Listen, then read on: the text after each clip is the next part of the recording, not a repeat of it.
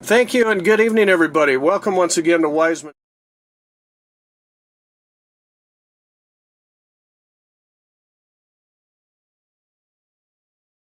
Thank you and good evening.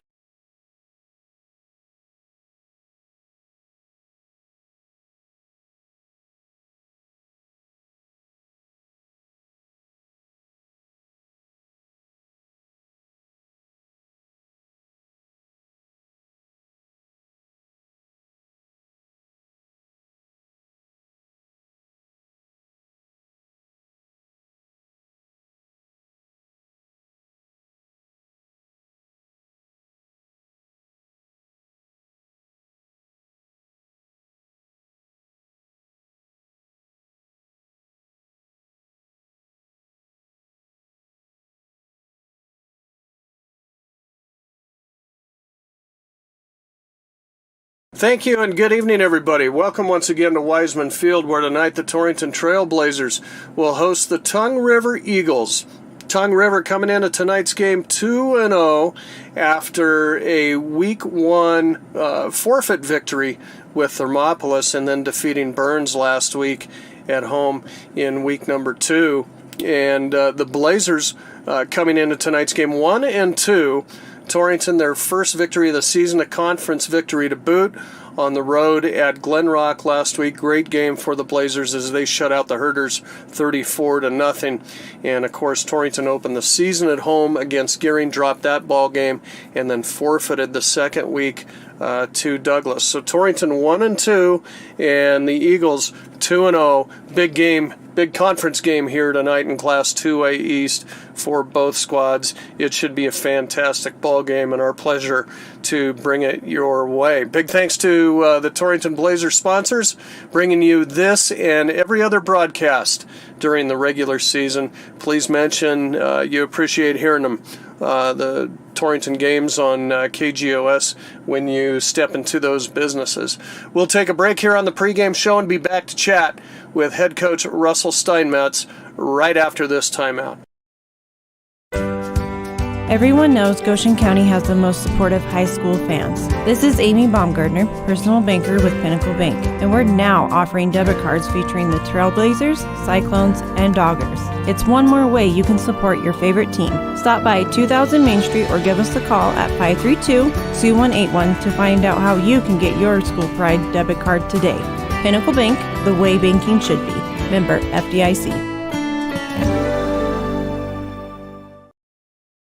If you're looking for a rotor or windshield wiper motor, yeah, you'll find it at CarQuest. Take control of car maintenance with help from Valley Motor Supply, CarQuest Auto Parts Retailer. Did you know that the average car battery lasts 5 to 7 years? Valley Motor Supply has a great selection of car batteries so you can stay on the road.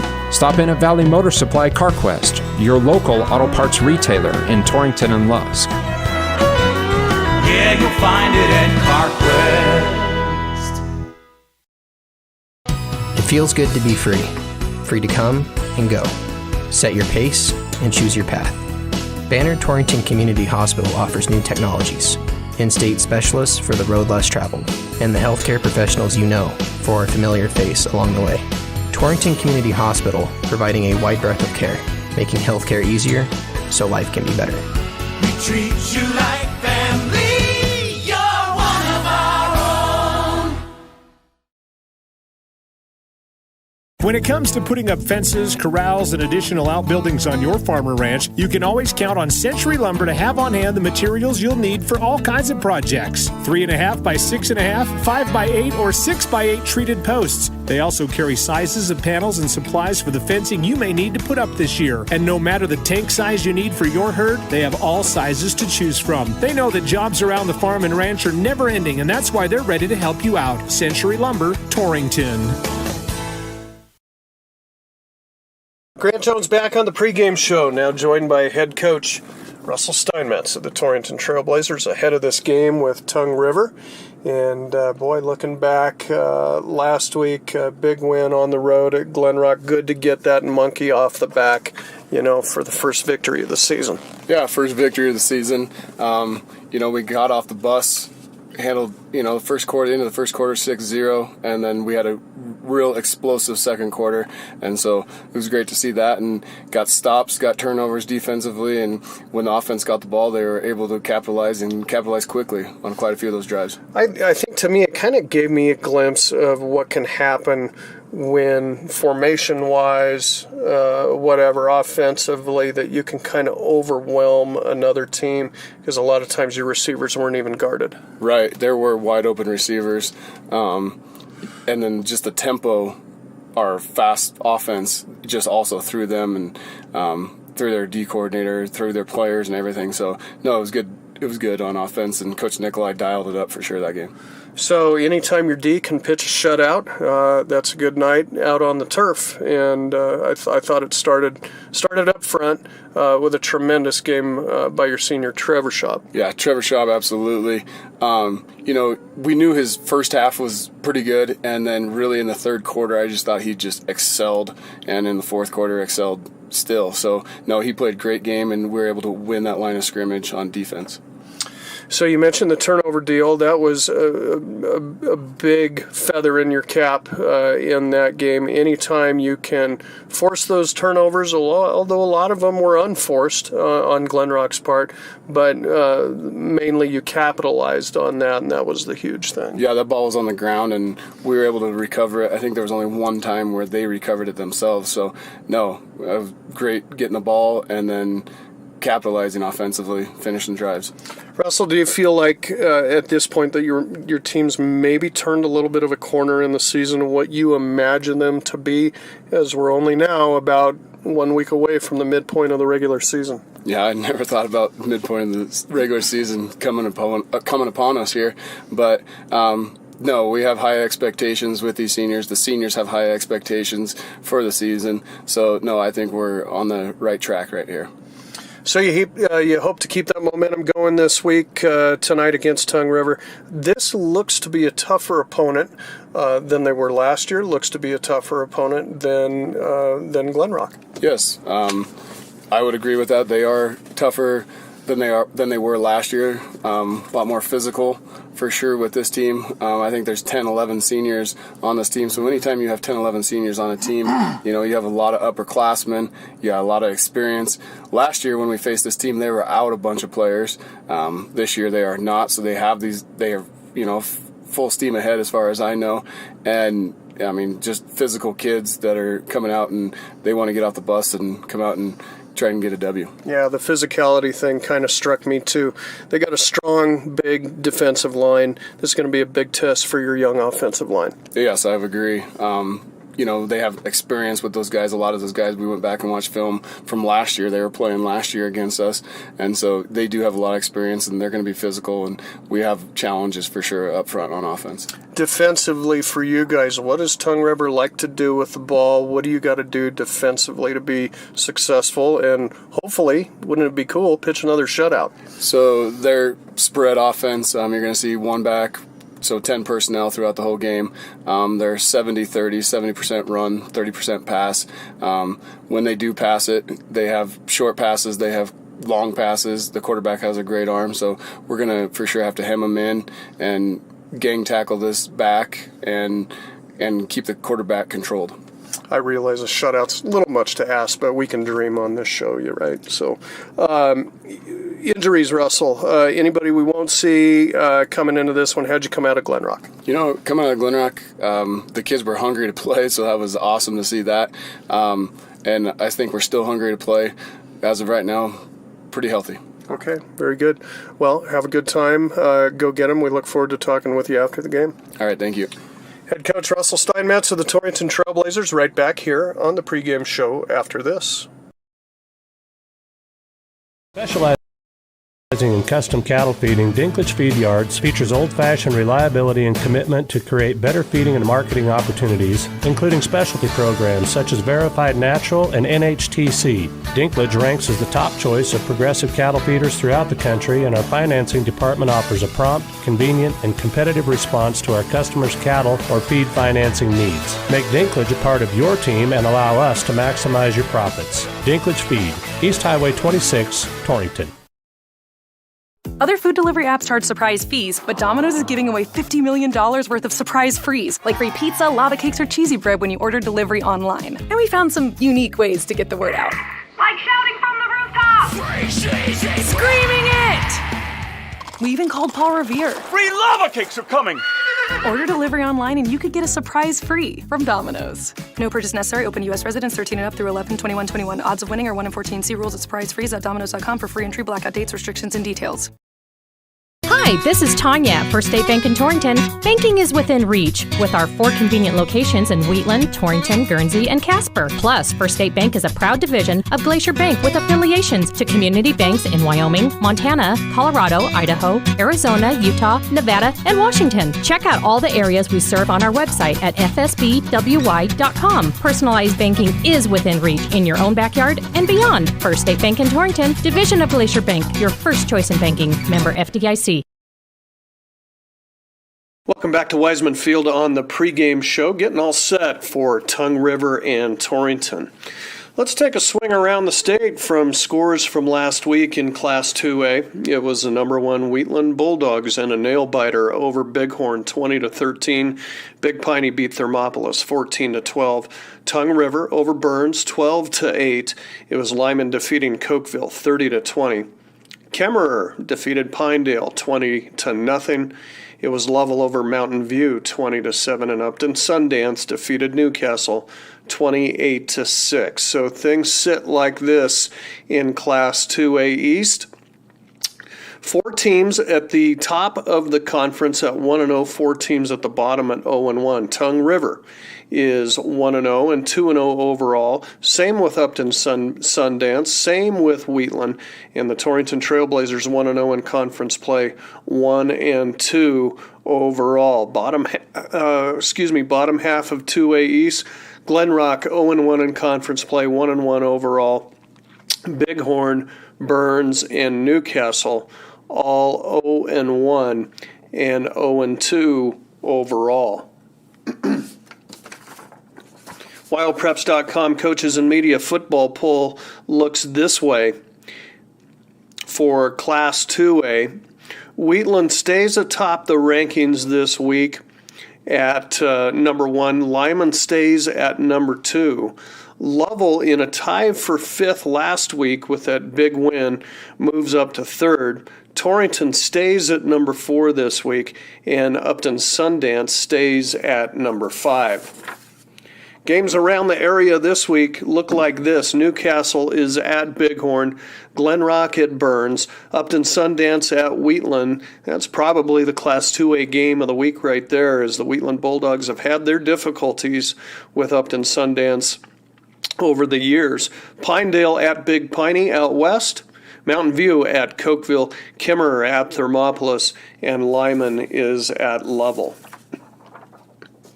Let's take a look here at how the Eagles and the Blazers match up against each other tonight statistically. First of all, offense-wise, team rushing, Tongue River ranks 5th in the state at 172.5 yards a game. Torrington 7th at 147 a game. Team passing-wise, the Blazers the best in the state at 226 yards a game. Tongue River 3rd at 177. I'll also preface these stats that I don't believe that the gearing stats made it in, so we're looking really at one game here for the Blazers.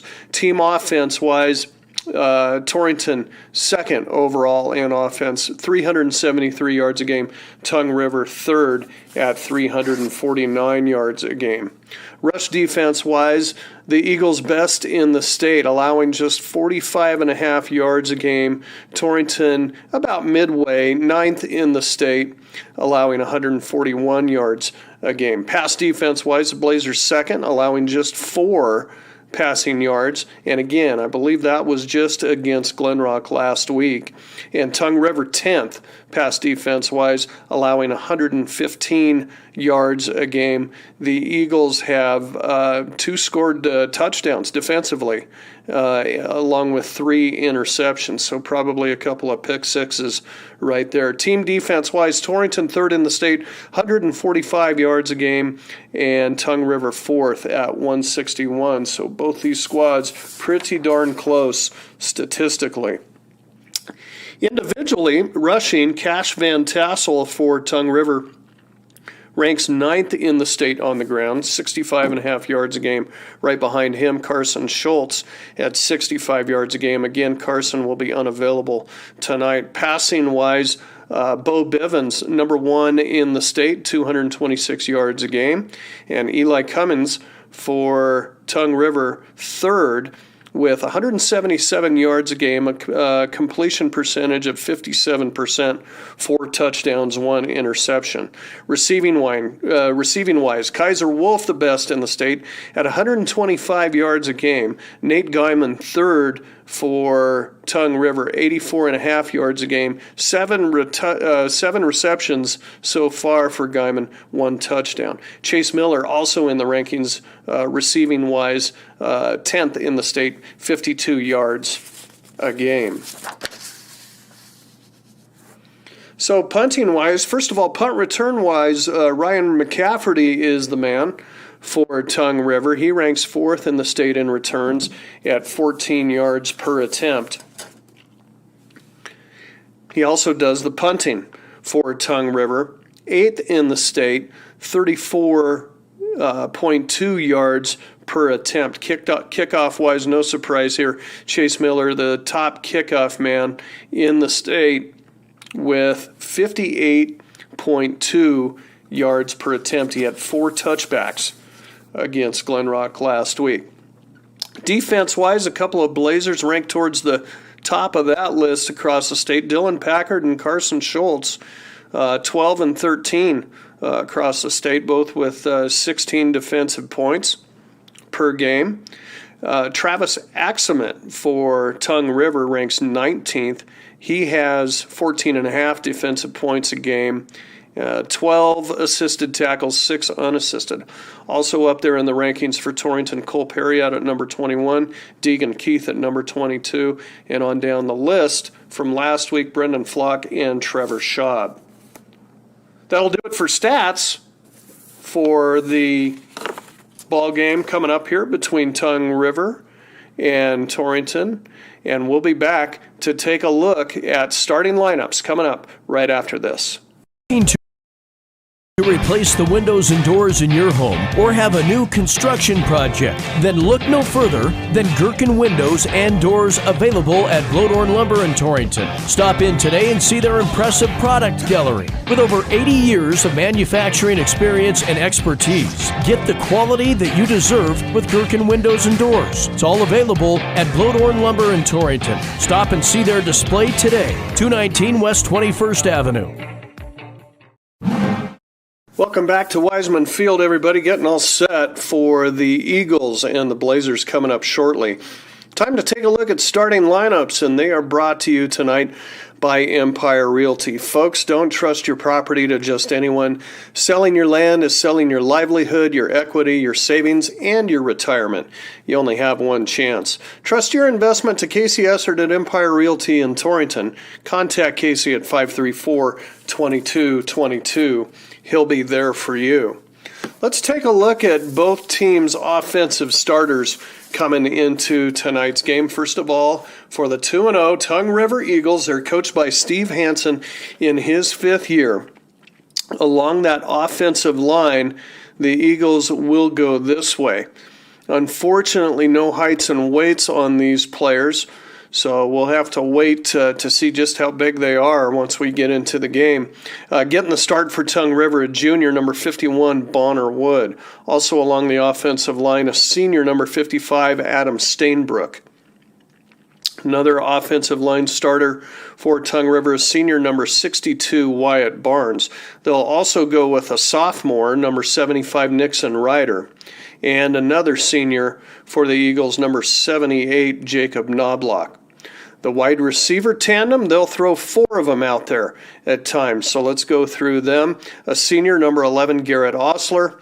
Another senior, number 20, Ryan McCafferty.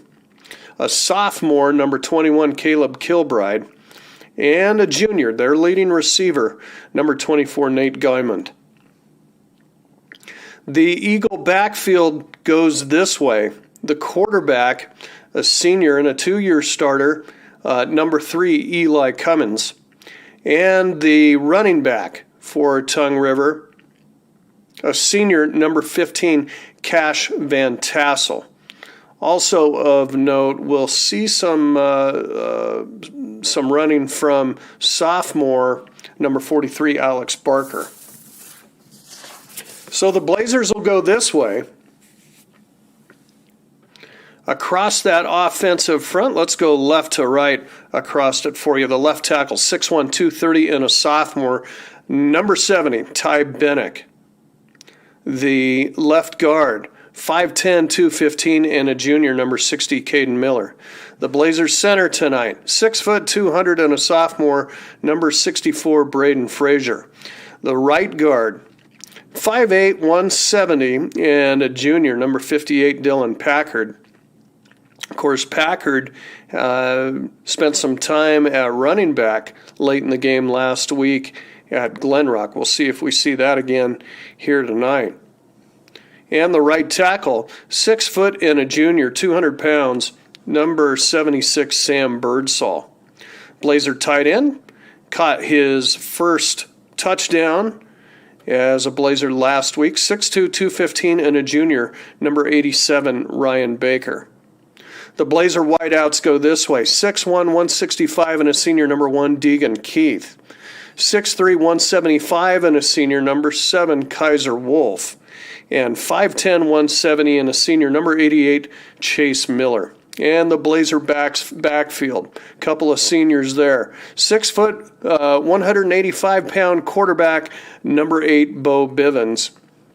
And the tailback, 5'7", 170, and a senior, number 22, Cole Perriott. That's a look at tonight's starting lineups. We'll be back with game notes as we march to kickoff right after this.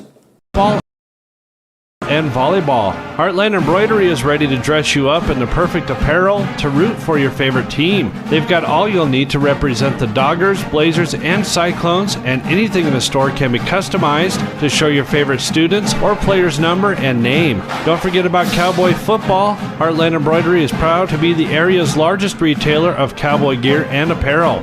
It's all at Heartland Embroidery, downtown Torrington. Welcome back to Wiseman Field, everybody. Tongue River and Torrington coming up in just a couple of minutes. Let's run through your game notes for tonight's game. Tonight marks the second ever meeting between the Blazers and the Eagles. Last year's inaugural game with Tongue River for Torrington's new arrival in Class 2A East was in Dayton, with the Blazers starting slow and falling behind early, but cruising the rest of the way to a 40-14 victory. Coach Steve Hansen enters his 5th year directing the Eagles after succeeding legendary journeyman John Scott. Although Tongue River hasn't made the playoffs yet under his tutelage, the Eagles have been building and feel this is the year they get that done. They're off to a good start on that quest with a Week 1 forfeit over Thermopolis and a Week 2 victory over Burns. Torrington started conference play with a win as well, easily handling Glen Rock 34-0. The Blazers confused the Herders with multiple looks that left receivers wide open for big plays as Kaiser Wolf finished the night with 3 touchdown receptions. And although the defense gave up a couple big plays, for the most part they stuffed Glen Rock's rushing attack behind excellent defensive line play led by Trevor Schaub. So what do we expect tonight? Well, for starters, it's a good thing the Blazers are back in the friendly confines of Wiseman Field after not seeing their home grass since August. They'll need that tonight against a team they must be careful with in the improved Eagles. Torrington will face a defense that can match their physicality and must have another stalwart effort from their young and improving offensive line. And keep this in mind, the Blazers are becoming a team that uses the pass to set up the run, a non-typical approach that is settling in nicely as the midpoint of the regular season fast approaches next week. That could certainly be something that the Eagles have not seen yet and might pose issues. Torrington and Tongue River set to do battle next on Cinch Country, KGOS AM and FM, and on the World Wide Web at KGOSKERM.com, and the new KGOS Sports YouTube channel for your viewing pleasure. Kickoff is next. Behind every farm or ranch is a family. At J.G. Elliott Insurance Center, we treat all of our clients like family. I'm Kyle Rafferty, and we can provide insurance coverage for your farm, ranch, machinery, and livestock, and any other insurance needs you might have. The right insurance can help you protect your family, your future, and keep your operation running in any season.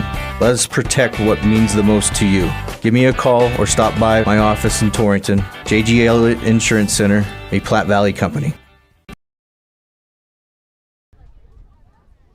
All right, welcome back, everybody. We're ready for kickoff. The Blazers won the toss. Will defer till the second half, and so it'll be Chase Miller to boot it away from right to left across your radio dial. The king of the touchbacks, and he's got another one to start this game. And we'll see the Eagles with it. Tongue River once again 2-0. And the Blazers 1-2 coming into this big conference game. We expect a tight one tonight. And we'll see what Tongue River has to offer up offensively. If you heard Coach Steinmetz in the pregame show, about 70% run for this Eagles squad. And it's Van Tassel in the backfield. Quick pass right side. It comes to McCafferty, and he's got it. Takes on a tackler and is slammed out of bounds by Brendan Flock.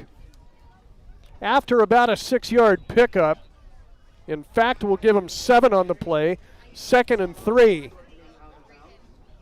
So again, the Eagle quarterback is Eli Cummins. He's a senior. Been back there in that Eagle backfield for a few years now. 2nd and short, Tongue River. Pretty nice night for football. Here's the give to Guyman, and he'll be cut from behind. Kind of a slow developing jet sweep. And he's going to lose yardage on this play. Maybe a loss of 1. See where they spot it up. They'll put it down right at the 36. Or check at the 26, rather. 3rd down and 4 as Guyman loses a yard on that play. And a big play here for the Blazer defense.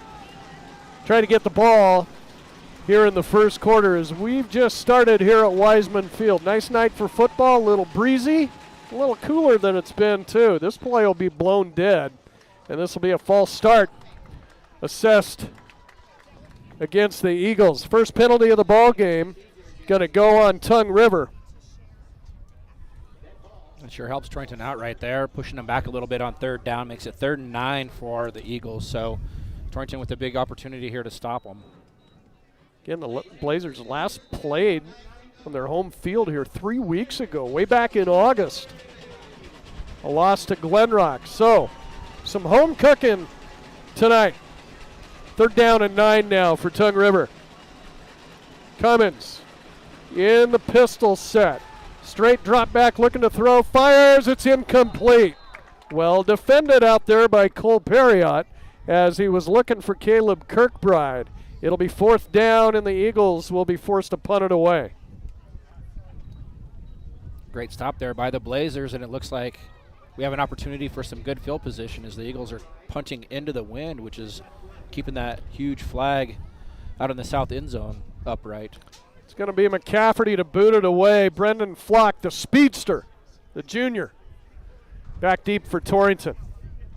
And he'll get into this one, but as Travis said, that wind catches it, and it dies straight up in the air, sails out of the east sideline. So we'll see what the walk-up is here by the officials. They're going to eyeball it in Eagle territory, believe it or not. How about the 34-yard line?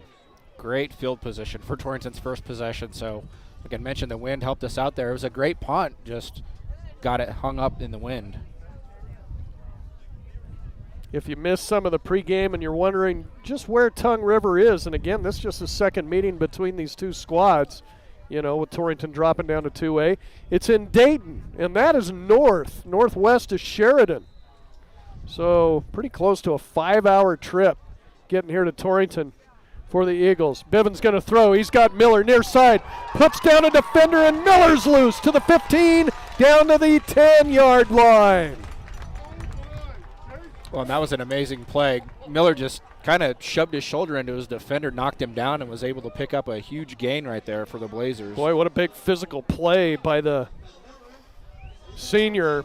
And it's 1st and goal, Blazers. They're going to go hurry up. Bivens in the shotgun. Now he'll stop and take a look towards the sidelines.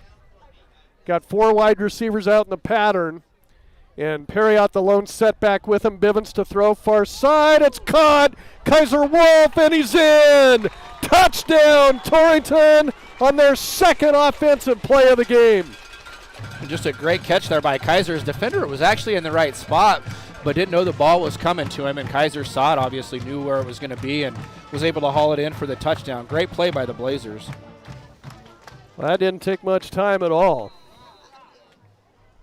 Still 10-22 here in the first quarter. Miller will be out to attempt the point after. Blazers got behind a little bit in their point afters up in Glenrock, didn't they, Travis? They went for 2 one time, didn't make it. Then they felt they had to go for 2 again, so I think they just rather kick all of these, lean on their big senior, Chase Miller, and he punches it through. So with 10:22 left, first quarter, your score, it's Torrington 7, Tongue River nothing. Back to Wiseman Field, 30 seconds. Landscaping Plus on East Highway 26 in Torrington not only serves the community with a personal touch for lawn and garden designs, but they also carry and sell sprinkler parts, weed barrier, and edging for all you do-it-yourselfers out there. Once you stop in, you'll find all kinds of additional items you'll want to add to your lawn and gardens. Plus, Rob will be more than happy to discuss design ideas that you might want to incorporate into your landscaping. Just make the call to 532-6067. Landscaping Plus in Torrington.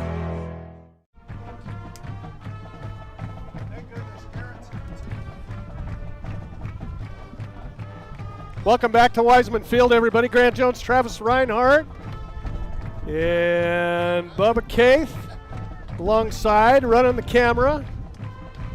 Again, you can catch this game for your viewing pleasure on the KGOS Sports YouTube page and hear all of our bird's eye views. The Blazers' quick strike, just their second offensive play after forcing the Tongue River punt, and they're in the end zone, a 10-yarder to Wolf, and it's 7-0. Miller approaches, going to try to boot this one out of the end zone. It's well on its way, and that is another touchback for Chase. You know, just looking, Grant, watching the last 2 games, I think that both opposing teams know that Chase has a leg like he does, so those guys don't even plan to try to return the ball. They just watch it fly over their head. Torrington back in action next week on the road at Upton Sundance. They play at both sites. This game will be in Upton next week, and of course Upton Sundance down our way this week to the west over in Wheatland. That's a huge Class 2A ball game going on right now, I believe. Might be a 7 o'clock start, not completely sure. We'll try to keep tabs on that one on score updates.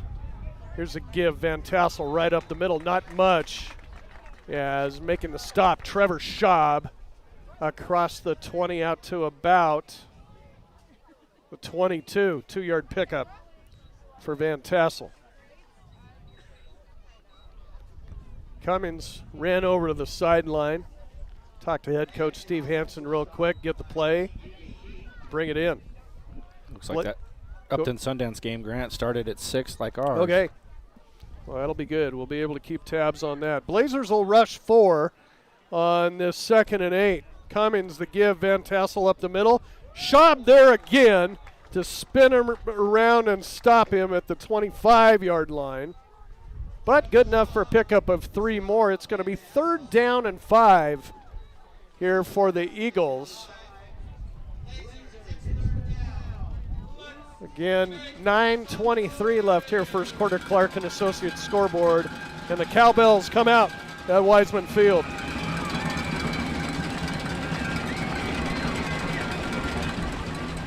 Good crowd on hand, and a big 3rd down here for the Blazer D.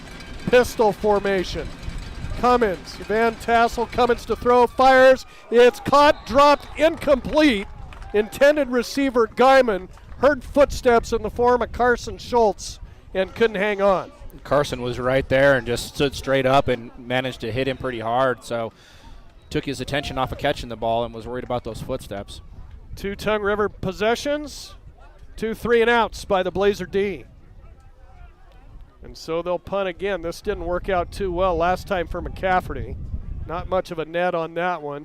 It will be flocked back deep to return this kick if it gets to him. This is a better punt by McCafferty, but again it gets hung up in the wind. Going to take a Torrington bounce and land in Eagle territory at the 48-yard line. You said much better punt there, but we got the bounce on that one. So again, Torrington starting out in Tongue River territory. Not a bad way to start this game.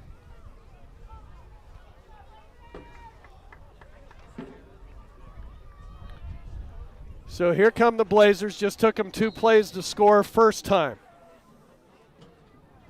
3 receivers right, 1 to the left side. Here's a give. Perry out up the middle, got room. Cole to the 40, Cole to the 30, breaking it up the near sideline and out of bounds at the 12-yard line.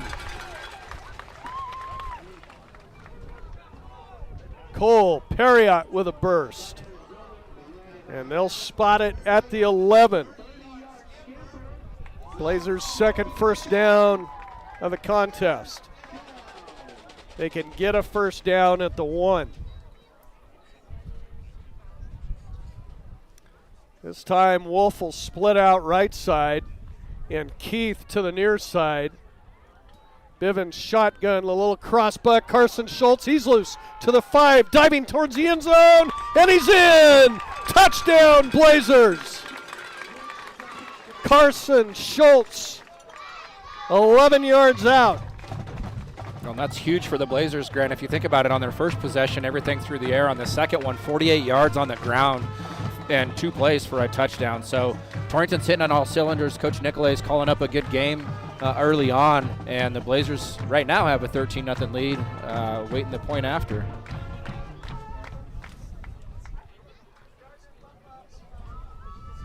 Chase Miller out to line it up.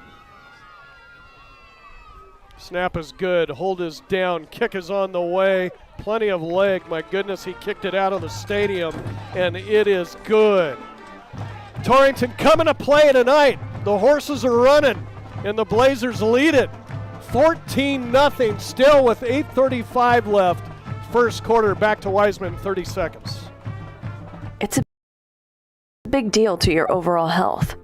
At Memorial Hospital of Converse County, we have a team of dedicated healthcare providers who make patient-centered care the hallmark of what they do. Dr. Alan Mattern, a board-certified cardiologist and graduate of the Yale School of Medicine, sees patients weekly in our medical office building, and our cardiopulmonary team focuses on heart and lung health with tireless dedication. We are proving that bigger isn't always better at Memorial Hospital of Converse County. Find out more at conversehospital.com.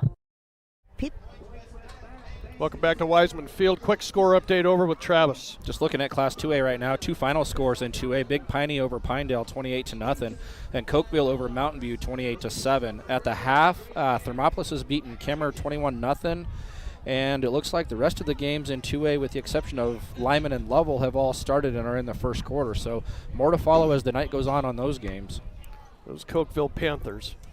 Isn't that amazing? Probably the size of a school that'd be playing 6-man.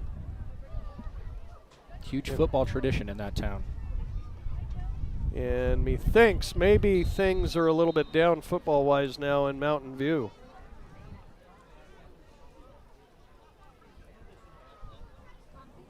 Here's a kick by Miller. Didn't get all of this one. It's taken by the up man. That's Van Tassel. Hit hard, drop, but not before he gets to the 30-yard line.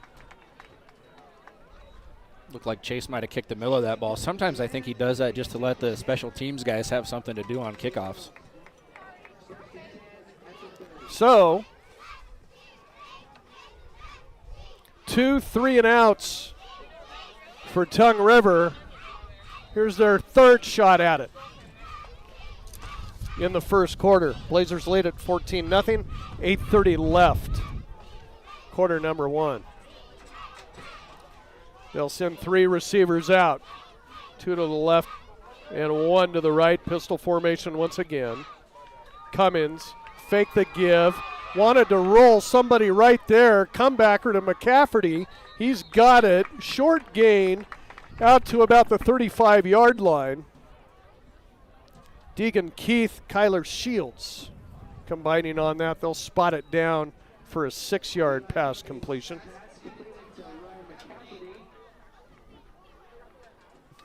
But, boy, that rollout was stopped. And I think it was stopped by Bryce Hager, that right defensive end. Now they'll switch. 2nd and 4. Cummins, the give to Van Tassel. He goes nowhere. Blazers stack him up right at the line of scrimmage right there. Ryan Baker down on it.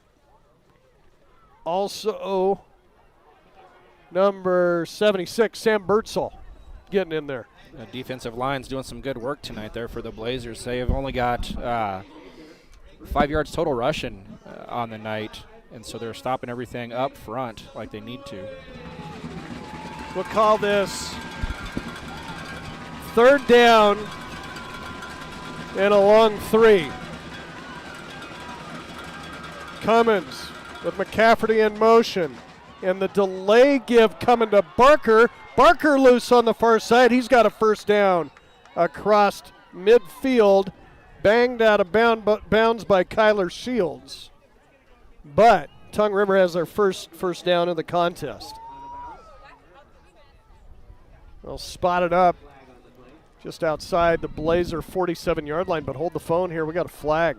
I believe this is coming back. Kind of wonder if when he was sweeping out toward the sideline there, if somebody didn't hold. It's going to be a block in the back on Tongue River. So wipe that first down off the board. And now it'll be 3rd and long. All the way back to the 26-yard line. Going to be 3rd down and 14.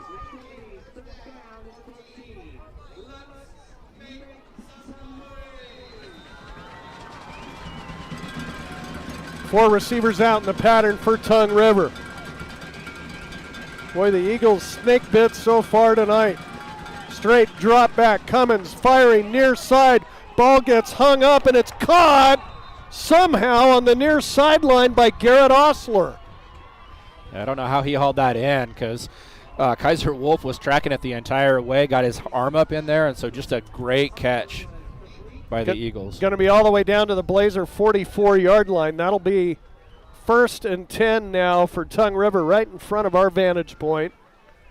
But a pretty ball by Cummins. I just wondered how much the wind was going to catch that and hang it up, but Keith couldn't quite get to it for Torrington. First down, Eagles. Here's the give. Barker up the middle, hit hard by Perriott. Spins away from him and falls forward to the 40. That's a pickup of 4 on the play by Barker. We mentioned him in the pregame show. He's a sophomore and has, I believe that's his 24th carry of the season. So he sees some action and spells Van Tassel. He's still in there. Here we go with the Eagles. Pair to either side. Pistol once again. Quick lateral back to McCafferty. Working on the near side. He's banged out of bounds at the 40-yard line. That'll be no gain.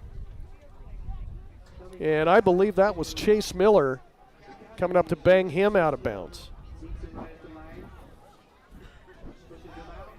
So, no gain there for Tongue River. 3rd down and 6. in Blazer territory. Ball sitting at the 40-yard line. Again, it's 14-0 Torrington already, if you're just tuning in. This 6 o'clock start. 5:41 left here in the first. Big third down once again. They're going to send Guyman in motion. He's got it on the jet sweep. Guyman around the left end. He's got a first down and more to the 30. Into the Blazers secondary and banged out of bounds by Shields at the 23-yard line. Big pickup there for the Eagles. What a 19-yard pickup there on a great run by the Eagles.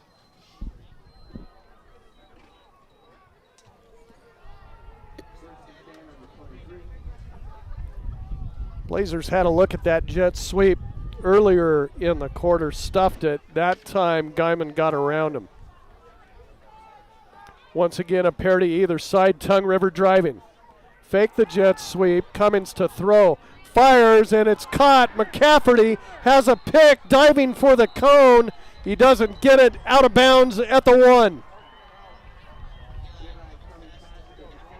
So Tongue River going to the air here. And now they have it right on the doorstep. It's a nice play there, and McCafferty was able to curl back in and catch that ball and then pick up a few extra yards after the catch to try to get it in. He leaped toward the end zone but stepped out of bounds before the ball crossed the plane. I think he got a block out there, or a couple Blazers ran into each other. Kind of sprung him free. Ball probably should have been down at about the 8-yard line. First and goal, Tongue River. Power pistol set, the give, Barker right up the gut. He's across the goal line. Touchdown, Tongue River.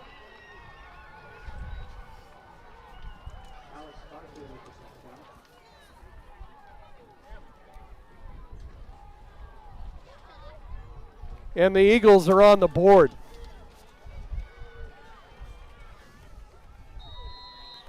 It'll be Garrett Osler doing the kicking for Tongue River, and he's out to attempt the point after. Snap is good. Hold is down. Kick is on the way, and it is good. And just like that, the Eagles are back in it. Your score on the Clark & Associates scoreboard with 5:22 left first quarter. It's Torrington 14, Tongue River 7. Back to Wiseman Field in 30 seconds. Good overall health starts with good oral health, and the way to that perfect smile is with the periodic dental examination. Family Dentistry has been practicing in eastern Wyoming for over 30 years and has experience in all fields of dental care. Doctors Pieper and Marsh welcome new patients, and your referrals are appreciated. Call 532-4448 for your appointment with Pieper and Marsh Family Dentistry, or visit their website at pieperdentistry.com.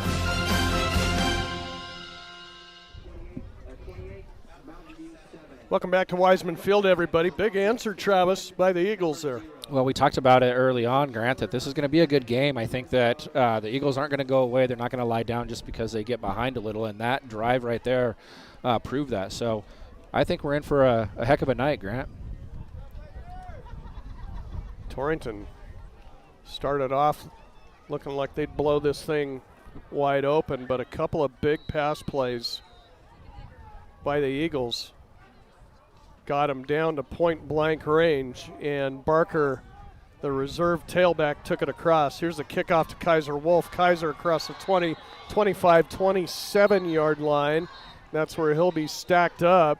Tongue River saying that he fumbled the football. No indication of that yet. He did not. And, in fact, they'll give Kaiser forward progress all the way out to the 28. First and 10.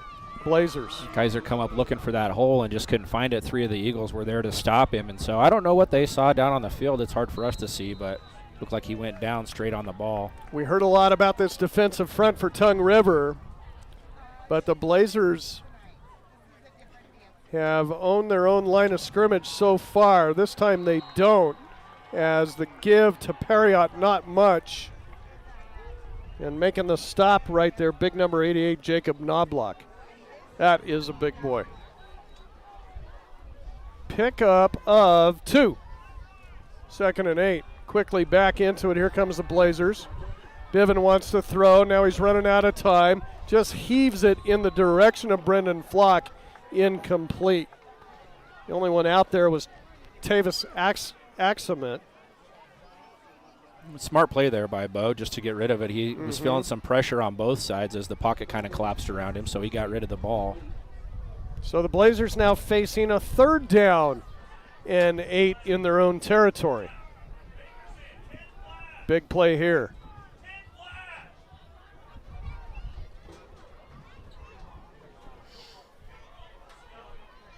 Miller will split out to the right side. Keith and Wolf left side. I think Torrington wants to talk about this. They will. Timeout Blazers. 4:51 left first quarter. Clark and Associates scoreboard and your score. Torrington 14. Tongue River 7. Big 3rd down when we return in 30 seconds. At Points West Community Bank, we know that agriculture is more than a business. It is a way of life. With over 94 years of experience in serving Goshen County, we understand and value the ways of our local farmers and ranchers. Through the quality of banking services and lending relationships, we take the time to know our customer and learn their operation firsthand. Stop in today to meet with our friendly and experienced lending staff to discuss your agricultural business needs. We look forward to seeing you. Points West Community Bank, a new direction in banking. Equal housing lender, member FDIC. Welcome back to Wiseman Field, everybody. Big 3rd down here for Torrington. Tongue River was a little slow to get off the bus, but the Eagles have awoken. And Torrington now facing a 3rd and 8 at their own 30. They will split out trips to the left side, Miller to the right. Bivens shotgun. Bo drops back, fires near side, looking for Keith. It's over his head, incomplete. 4th down, Torrington will be forced to punt. They'll have that strong southerly wind behind them here for not much longer in this first quarter. Kaiser Wolf with the punting duties, and he'll try to use that to his advantage. I think you're right, Grant. The Eagles were slow off the bus, and it seems like both teams now have woken up a little bit, and we're about ready to see a battle. McCafferty will drop back. Good snap to Wolf. He'll boot this one away. It's kind of off the side of his foot. Going to be a short kick. Takes a Blazer hop at the 42, and it'll roll 10 yards. 1st down and 10 for the Eagles at their 32-yard line. Well, Wyoming Cowboys, 2-0 on the year. Back at it tomorrow, Jonah Field War Memorial Stadium in Laramie, hosting Ball State. Trivia question, where is that, Travis? Ooh, Grant, I'm not sure. We played them quite a bit. I should know the answer to that. Talking Muncie, Indiana. Kickoff 2 o'clock, pregame. I believe at 1 with Dave and Kevin. Here's Barker right up the middle. It's a quality sophomore running back. He spins it across the 35 out to the 37-yard line. That will be good enough, I believe, for about a pickup of 4. You know, Grant, talking about that Cowboy game, I've been reading on social media. It's kind of nice to have a UW graduate in the NFL and one that's got the stature of Josh Allen. It sounds like there's a bunch of Bills fans that are going to make the trip to Laramie to watch this game. I have heard that, yeah. That's pretty cool stuff. Part of that Bills Mafia coming out to Laramie tomorrow. We got an issue with the clock or something here as the officials pointing up that way. We're just happy to have a scoreboard. Weren't able to have it first game against Gearing, so we'll take it. That was rough to try and figure out what all was going on. Looking around 3A scores, Grant, final score in Lander. Evanston beat Lander 20-14 in 3A. At the half, Star Valley's beaten Rollins 67-7, so not much of a game going on there. Looks like Pine is up 7-0 right now. That in the first. Riverton and Jackson, no score there. That in the first. Douglas is at Powell right now in the first. Worland at Green River, that in the first two, no score. Score updates brought to you by TD Real Estate. TD Real Estate needs rentals. Do you have a rental or tired of taking care of it? Let TD Real Estate do it for you. Looks like another one we talked about, Grant, up at Upton Sundance. Wheatland is up 16-6, that game in the first quarter. Here's Tongue River. And the give, McCafferty, he's going to have a first down. Across the 45, bangs his way into the Blazers secondary out to the 47. Keith and Shields had to combine on the stop, but it is a Tongue River first down. And the Eagles actually leading in that department tonight. Of course, the Blazers scored on their second play from scrimmage. Didn't really need to get a whole lot of first downs. So 1st and 10. The give is to Barker, left side, and a nice open field tackle there by Deegan Keith. Came up from his strong safety position to make the stop and held Barker to a 2-yard gain. Boy, the down marker on the far side there, I see Mike Lira holding it. It's all sorts of messed up. We're going to have to keep track of downs in our head here. We know this is second. Pistol formation once again, jet sweep coming once again to Guyman. Guyman's going to have a first down and ran out of bounds on the near side by Flock all the way down to the 36-yard line. Flag on the play. This is coming back. Well, Torrington's going to have to make some kind of adjustment. So sweeps the Eagles are running right now. They're picking up some big yards. The last two or they've had penalties. This one looks like holding, so it's going to drop them back. But still some adjustments going to need to be made by the Blazers. Third penalty on Tongue River for 25 yards tonight. This will back them up back into their end at the 42, which will make it a second down and 15. Got the down marker fixed over there.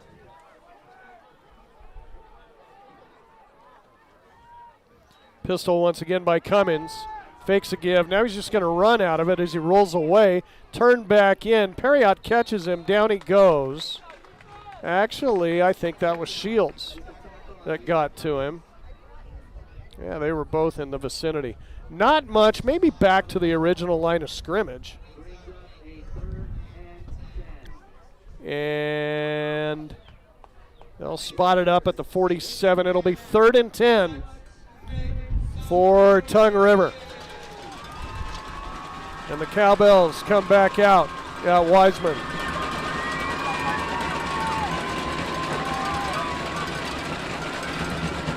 Trips right side, and Guyman is to the left. Pistol formation. Cummins and Barker. Cummins to throw. Fires caught. McCafferty near side. At midfield into Blazer territory. Out of bounds he goes, but I think he's got enough for a first down. He does. All the way down to the 40-yard line. That's a 13-yard pickup. Cummins to McCafferty.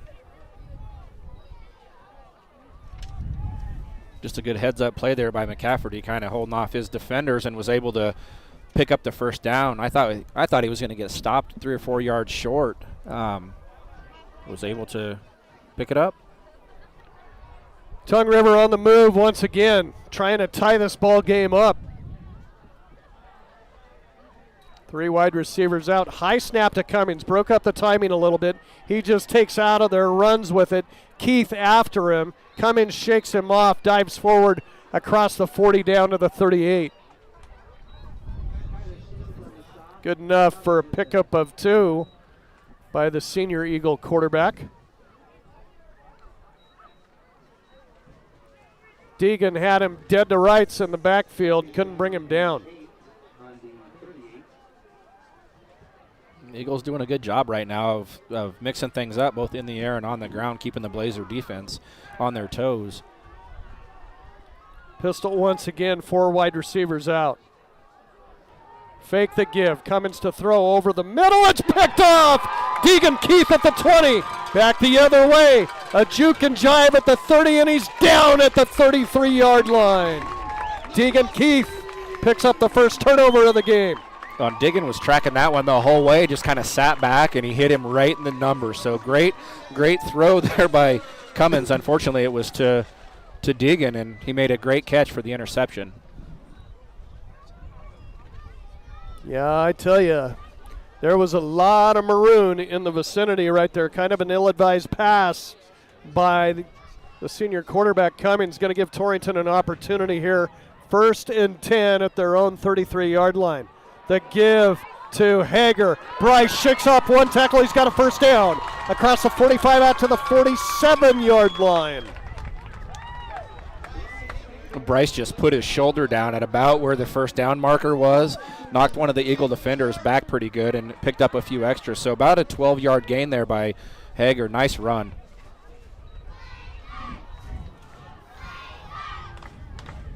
So we don't see Bryce very much in the backfield. But he was in there that time. A lot of confusion on the Blazers now. Guys switching sides and whatever. On 1st and 10. The give is to Perriott up the middle. He's hit immediately. Dropped by Tavis Axemet. Just a pickup of 1 there by Cole to bring up 2nd and 9 for the Blazers.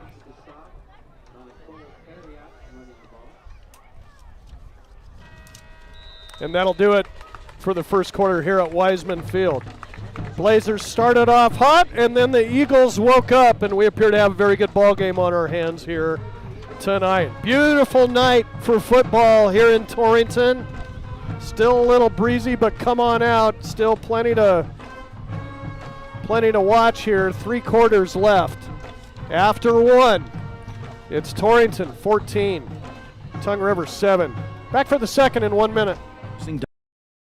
Dr. Matthew Fournier, who is joining Premier Bone and Joint Center's team of physicians. Dr. Fournier is a fellowship-trained orthopedic surgeon specializing in sports medicine, including traumatic and degenerative conditions of the shoulder, hip, and knee. Dr. Fournier obtained his medical degree from the University of Washington through the WWAMI Medical Program. He furthered his education with a fellowship at the Lake Tahoe Orthopedic Institute. Dr. Fournier was born and raised in Cheyenne and is a proud Wyoming cowboy. Call today to schedule an appointment and visit us online at premierboneandjoint.com. Premier Bone and Joint Centers, worthy of Wyoming. Supporting our youth, that's what Torrington Beverage has been so proud of for so many years. So when you need to quench your thirst, do it with a Pepsi product, Sobe, Brisk Lipton Tea, Rockstar, or Gatorade. Plus they have the juice to get you going in the mornings with Frappuccinos, Starbucks iced coffee, and Muscle Milk, helping supply this community with top-of-the-line drinks. Torrington Beverage is the proud sponsor of Goshen County Sports and believes in neighbors helping neighbors. Remember, that's Torrington Beverage. Get your thirst on. Starting the second quarter, Blazer football and the pass complete. Kaiser Wolf far side, first down and more. Kaiser's on the loose on the far side, hurdles over a defender all the way down to the 20, and they'll mark him out of bounds close to the 15-yard line. They'll put it down right at the 8. Just a quick hitter, far side, and Kaiser did the rest. We saw Kaiser last week just take off as soon as he caught the ball. He did the same thing right here and was able just to find that down the line. Torrington hurry-up offense. Going to try to tire out this Eagle team quickly. Here's the give. Perriott loose across the 10, dives forward to about the 6-yard line. This ought to be enough for another Blazer first down. So a huge 12-yard run there by Cole sets up a great red zone opportunity here with first down and goal to go.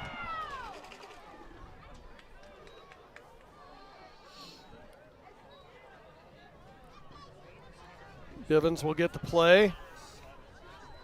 Torrington now going against the wind. Doesn't seem to be slowing them down any.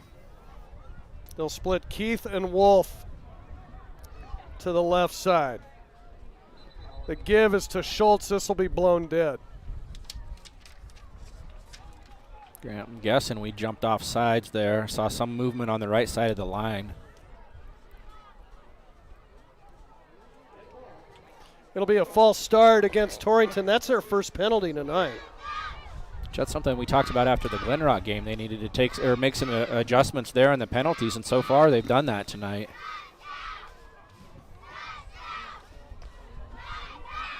So it'll make it 1st and goal now from the 12th. After the 5-yard penalty. Trips right side, Miller's off to the left by himself. Bivens is in the shotgun, checking the play on the sidelines. Now he's ready to go. Quick hitter, near side, it's incomplete. Couple of Blazers had a shot at it. Kaiser Wolf said, Brendan Flock, you going to catch it? Brendan said, Kaiser, you going to catch it? Nobody did. You don't see that very often where the receivers are lined up like that. Both of them could have caught the ball, and I don't know if they weren't expecting it that fast or what happened, but it slipped right through both hands of the receivers. 2nd down again and goal for the Blazers, leading 14-7 here with 10:33 left before our halftime break. Make sure you stay tuned during half. We'll have the North Platte Physical Therapy Statistics report. Here's Perriott up the middle, dragging tacklers with him, getting it across the 10, down to the 9-yard line. Good enough for a pickup of 3 on the play.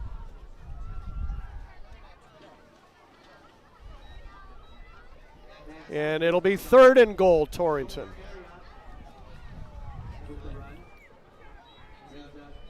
Bivens uses the opportunity just to run over to Rob Nicolai and get the play. Ready to go once again. They'll send a pair to the left side. Miller's off to the right. Bad snap to Bivens. He picks it up, fires, it's picked off. Interception, Garrett Osler running the other way. Osler trying to make it around Bivens at midfield. He does. Still on the run. Osler at the 20 to the 10, and he's going to go 100 yards for the interception return. Touchdown, Eagles. Yeah, just a blown play right there. I don't know if the center and Bo didn't have the count right, and the next thing you know, Bo's picking the ball up off the ground and having to hurry to make that throw. Nobody was ready except for the Eagles. Huge 100-yard interception there by Tongue River. What a run back by Osler. First he had a lot of green in front of him to start with. Had to make it around Bivens at about midfield, and then had to outrun everybody else after that. Blazers couldn't catch him. And 100 yards later, we're a point after away from being tied.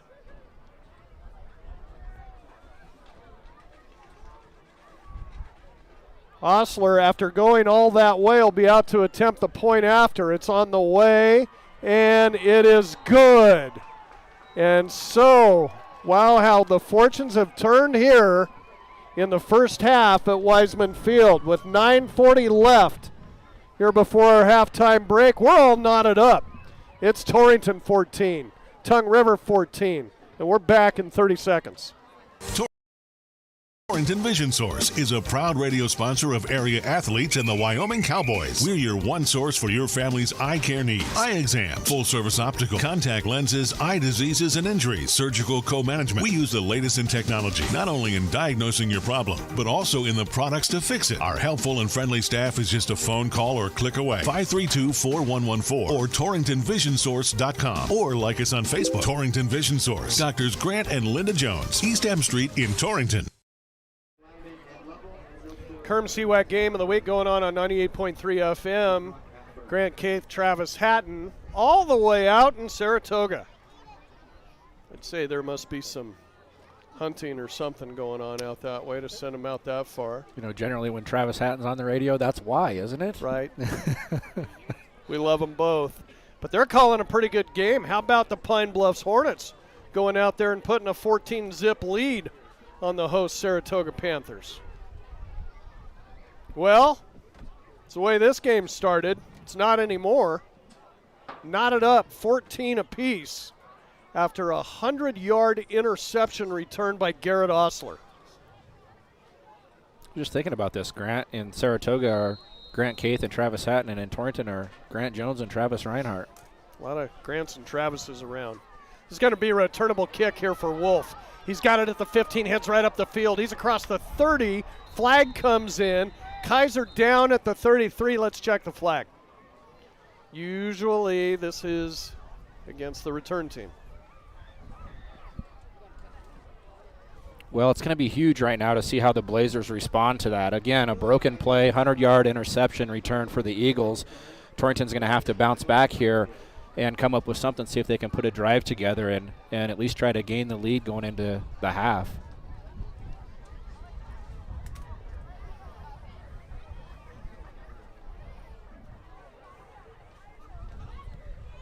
Here's a call.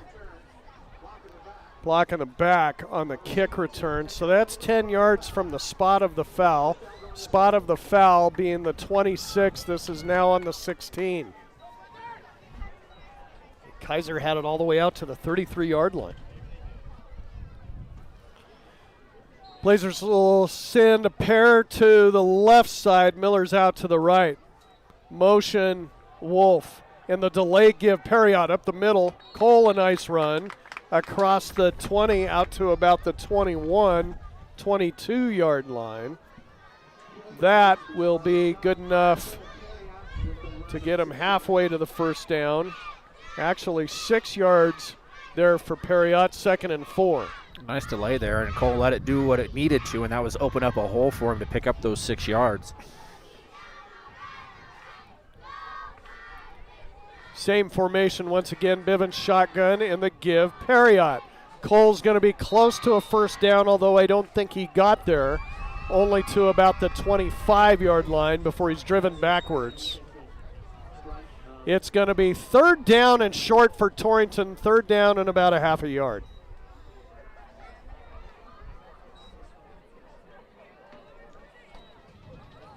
Enter Carson Schultz.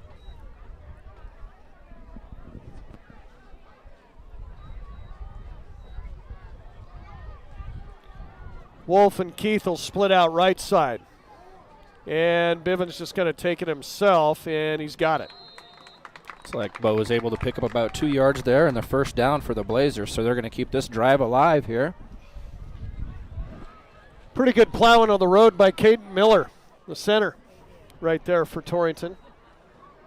Or check at the left guard. Also center Braden Frazier. So the Blazers will pick up their 5th first down of the night. A fresh 4 at about the 28-yard line. Bivens shotgun once again. The give is to Perriott up the middle.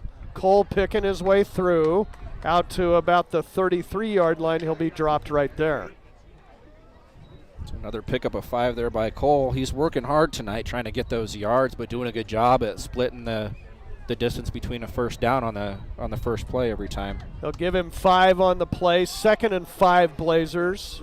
Run, run, run here trying to set up the pass.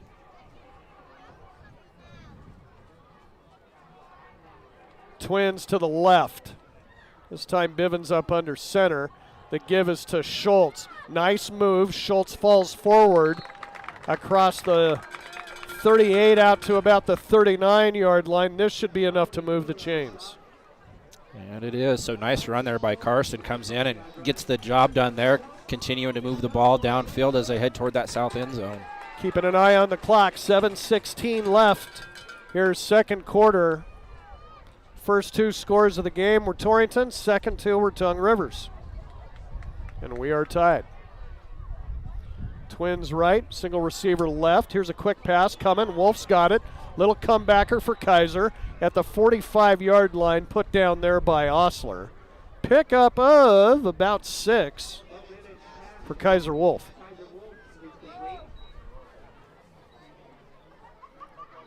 We've seen that play quite a bit out of the Blazers. Where I know we watched it last week, and Kaiser scored on three plays just like that. So hopefully the Blazers are going to dial that in a few more times and watch him run down the sideline.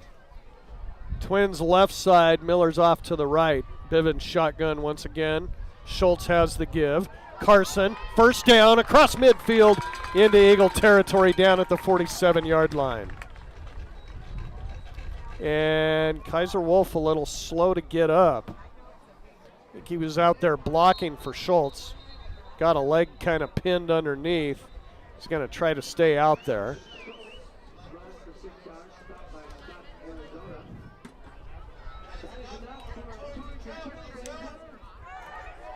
So the Blazers, their 7th first down of the night. 1st and 10, again at the Eagle 47. Going to try to take some time off the clock here. Put together a long scoring drive. Bivens shotgun, going to throw, fires far side, caught. And Miller down immediately, but not before Chase picks up 4 on the play. They'll get it down to about the 43. That'll bring up 2nd and 6.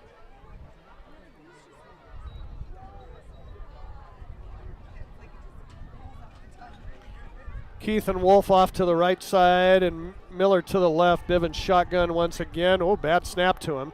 He gets it off to Schultz, and Carson just a steamroller running right behind Ty Bennick, and he'll have a first down.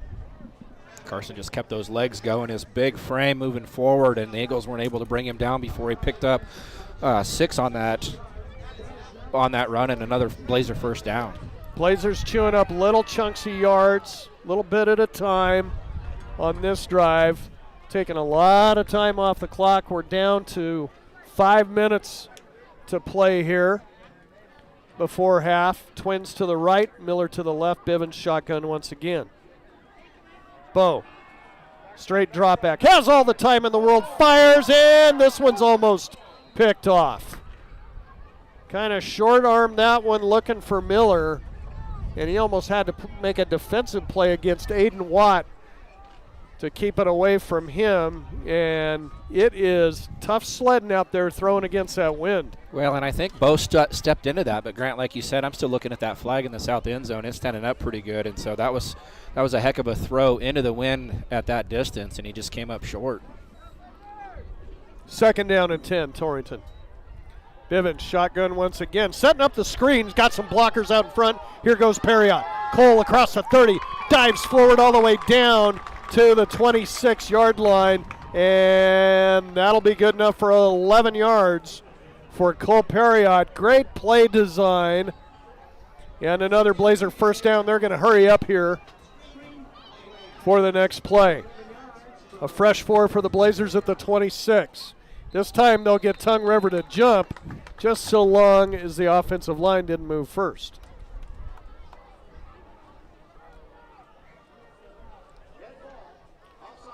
Offsides, Eagles. It's a good hard count there by Bo to get the offsides, stop the clock a little bit, gives the Blazers a chance to catch their breath before they run this next play. They're not much catching of any breath out there. They're ready to go. Now Bivens will look towards the sideline. Trips left, Miller right. Bo, quick hitter, far side, sets it up. Flock, Brendan dives forward. He's going to be close to another Torrington first down at about the 16. If they mark it there, he'll have it. Yes, he did. So 6-yard catch there by Flock and another first down. Bo just went over the 100-yard mark passing here in the first half. Drops back, shotgun once again. They'll flip sides this time with Trips right and Miller out to the left. Fake the give. Bivens wants to throw. Miller's waiting for it. He's got it. Runs right into a defender. Claws his way away from him and falls forward for a couple of yards. They'll put it down, I believe, at about the 13. Nope, the 12. So We will give 4 on the play there to Chase. 3:35 left, keeping an eye on the clock. Tie ball game here from Wiseman Field in the first half. Torrington driving. 2nd and 6. Jet sweep coming. Now Wolf wants to throw, looks to the end zone, fires, and it's caught! Touchdown, Deegan Keith!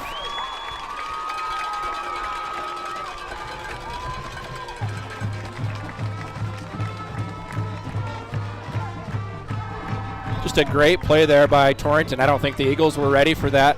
They saw Wolf with the ball and just figured he was going to keep running. And I kind of noticed him squaring up and looking for somebody downfield, and lo and behold, Deegan Keith was alone in the end zone for a huge touchdown by the Blazers. Great play design. Oh, the mind of Rob Nicolai. Does he sleep during football season? I don't know. He dreams about a lot of plays, I know that. Miller out to attempt a point after. It is good. Torrington retakes the lead after the tie with 3:37 left, first half. Your score, Clark and Associates scoreboard, Torrington 21, Tongue River 14. Back to Wiseman in 30. Do you have a car, truck, or SUV you no longer want or need? This is Al Maloney, General Manager at Transwest Ford of Torrington. We are paying top dollar for used cars, trucks, vans, and SUVs. Inventories are tight and we need your car. That means your used vehicle will never be worth more. Visit twford.com or stop by the store for a free, no obligation appraisal. Transwest Ford of Torrington, 1209 East M Street, 307-532-2114. You shop the rest, now buy from the best at the new Transwest Ford of Torrington.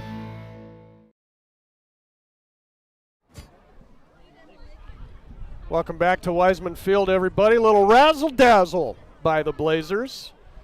Jet sweep to Kaiser Wolf, except that it wasn't.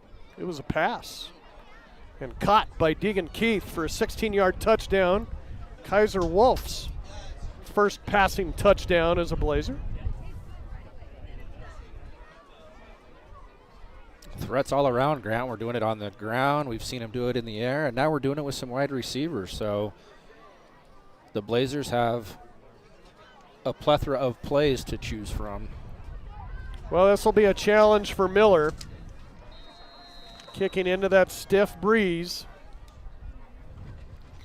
as he approaches it.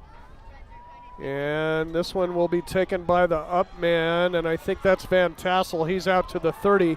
Breaks a tackle there, still on his feet at the 40, and run out of bounds, but it'll be excellent field position for Tongue River all the way out to the 42-yard line. And Van Tassel, just a big kid. I know you mentioned it earlier, and he just gets ahead of steam going on plays like that kickoff, and he's able to knock down some of the Blazer defenders and was able to to generate a nice return there. Estimate that wind, about 20 out of the south? I'd say somewhere around there. 1st and 10, Tongue River. Will the Eagles answer? Here's the give, and this is a new ball carrier in the backfield. This is Axemet, and he's got a good gainer out across the 45 right out to midfield. Good enough for a pickup of 8 by Tavis Axemet.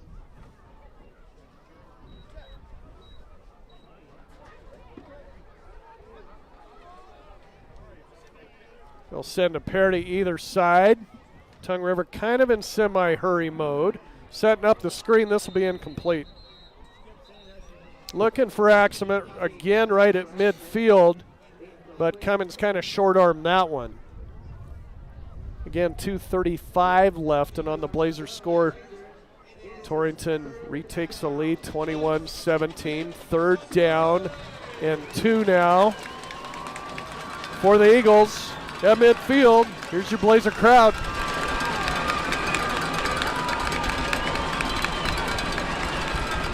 Pistol formation, and the give coming right up the middle. Axemet got a first down into Blazer territory across the 45-yard line down to the 44. Trevor Schaub on the stop.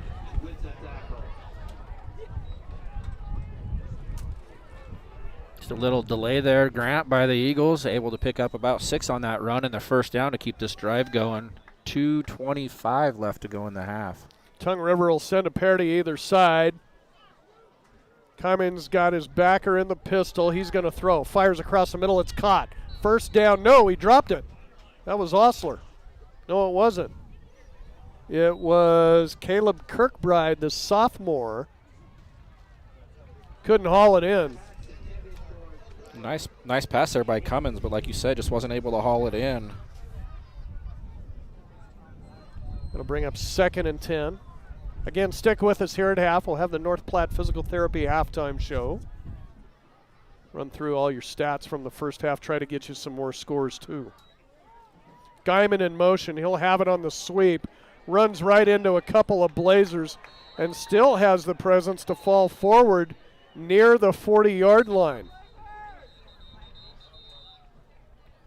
Got a couple of guys on him there. Kyler Shields, Cole Perriott.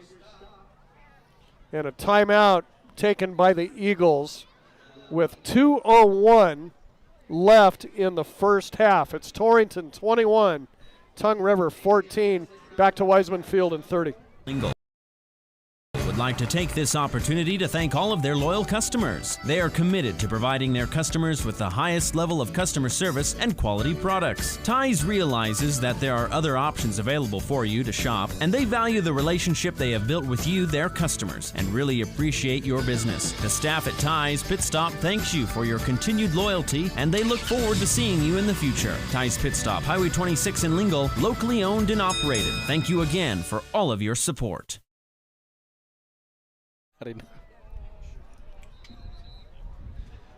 Grant Jones, Travis Reinhart, Ryan Keith. Back live here at Wiseman Field. Kind of takes an army to do that these days. It seems to. I'm glad I'm not trying to run that computer. I'll tell you that right now. Here's a quick pass by Cummins. On 3rd down, it's complete to Osler. He's going to have enough for the first down all the way down to the 32-yard line. It's nice that we can do this, though, and everybody can either watch or listen to us or do them both at the same time. Pretty cool stuff. Tongue River with a first down. They're in hurry-up mode. Fake the sweep, and here's Barker, met hard, driven out of bounds by Cole Perriott. Not much on this, but I think there was a flag anyway, and Tongue River's walking backwards.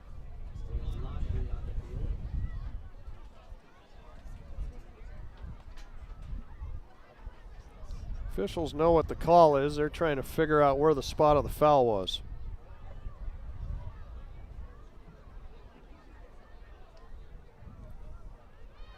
Got him mic'd up. It's going to be a hold on Tongue River. Penalties have not been kind to the Eagles in this one.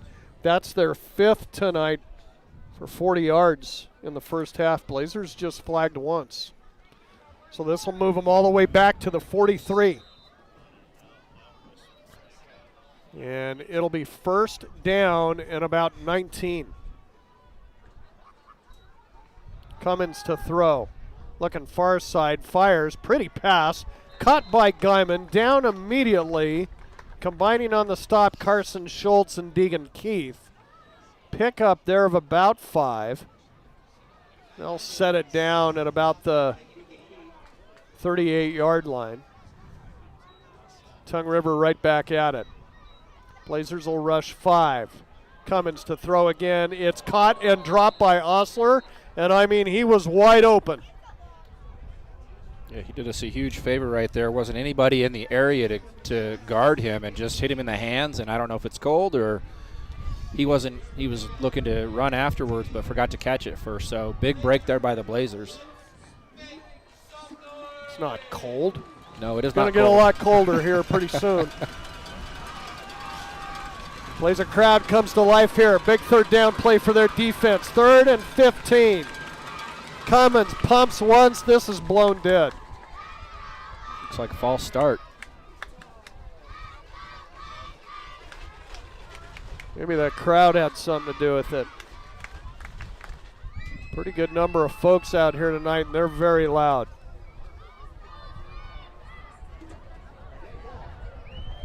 It will be a false start on Tongue River. And it'll be 3rd down and 20.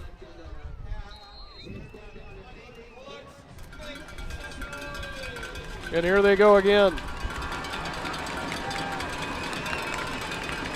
Cummins in the pistol, looking to throw, fires far side, and it's incomplete.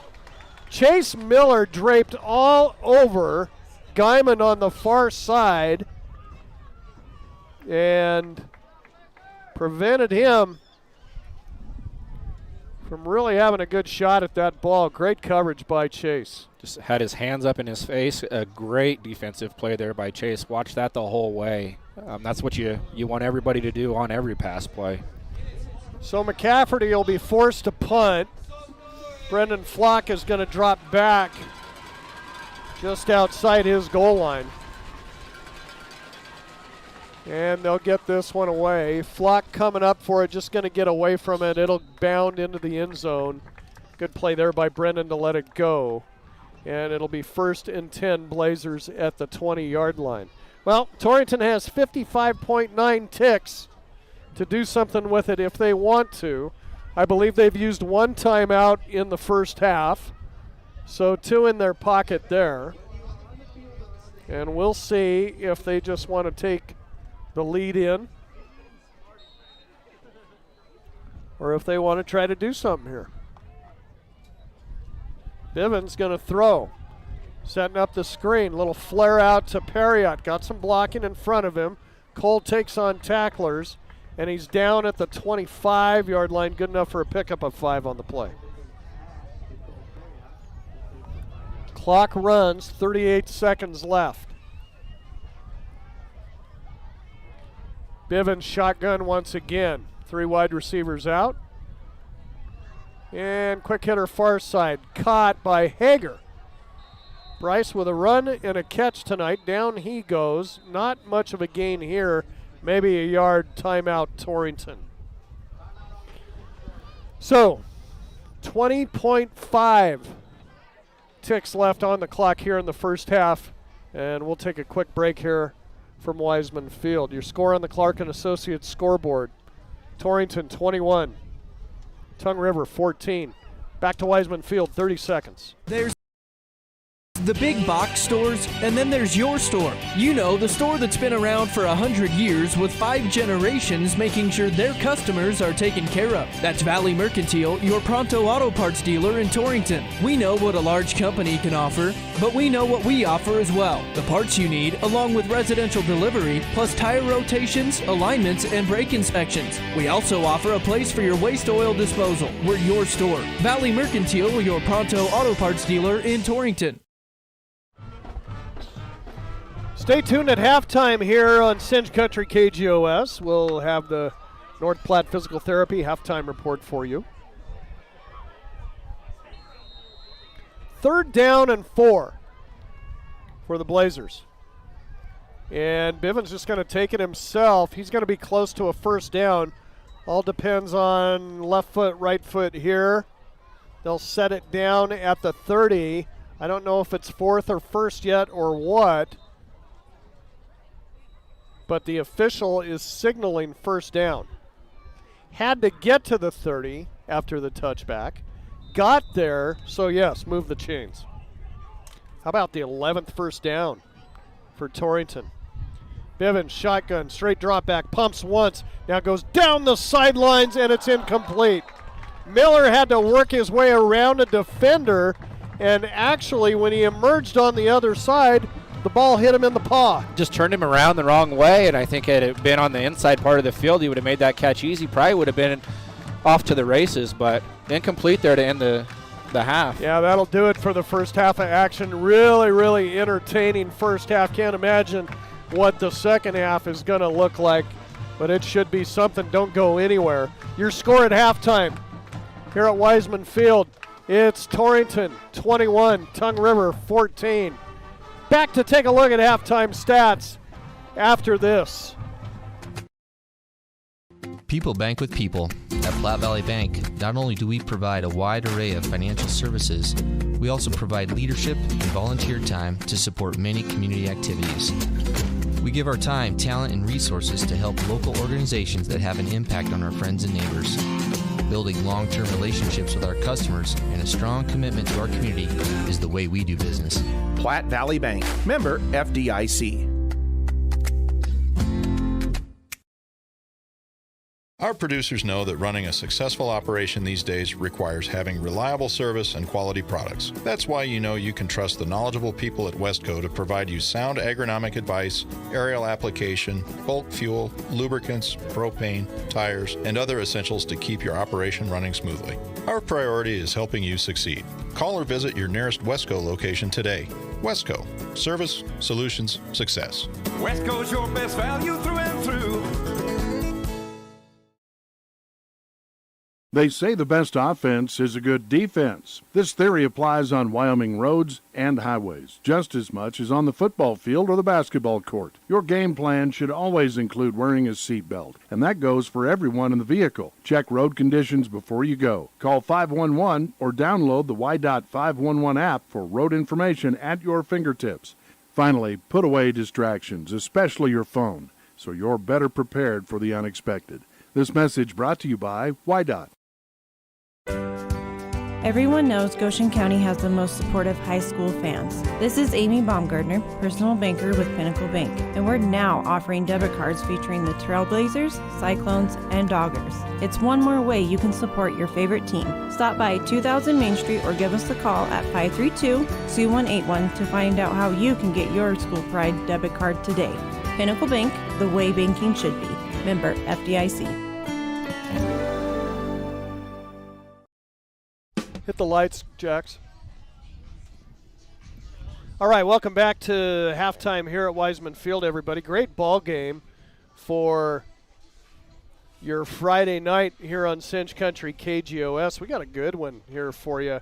21-14, the Blazers lead Tongue River here at half. Halftime stats brought to you by North Platte Physical Therapy.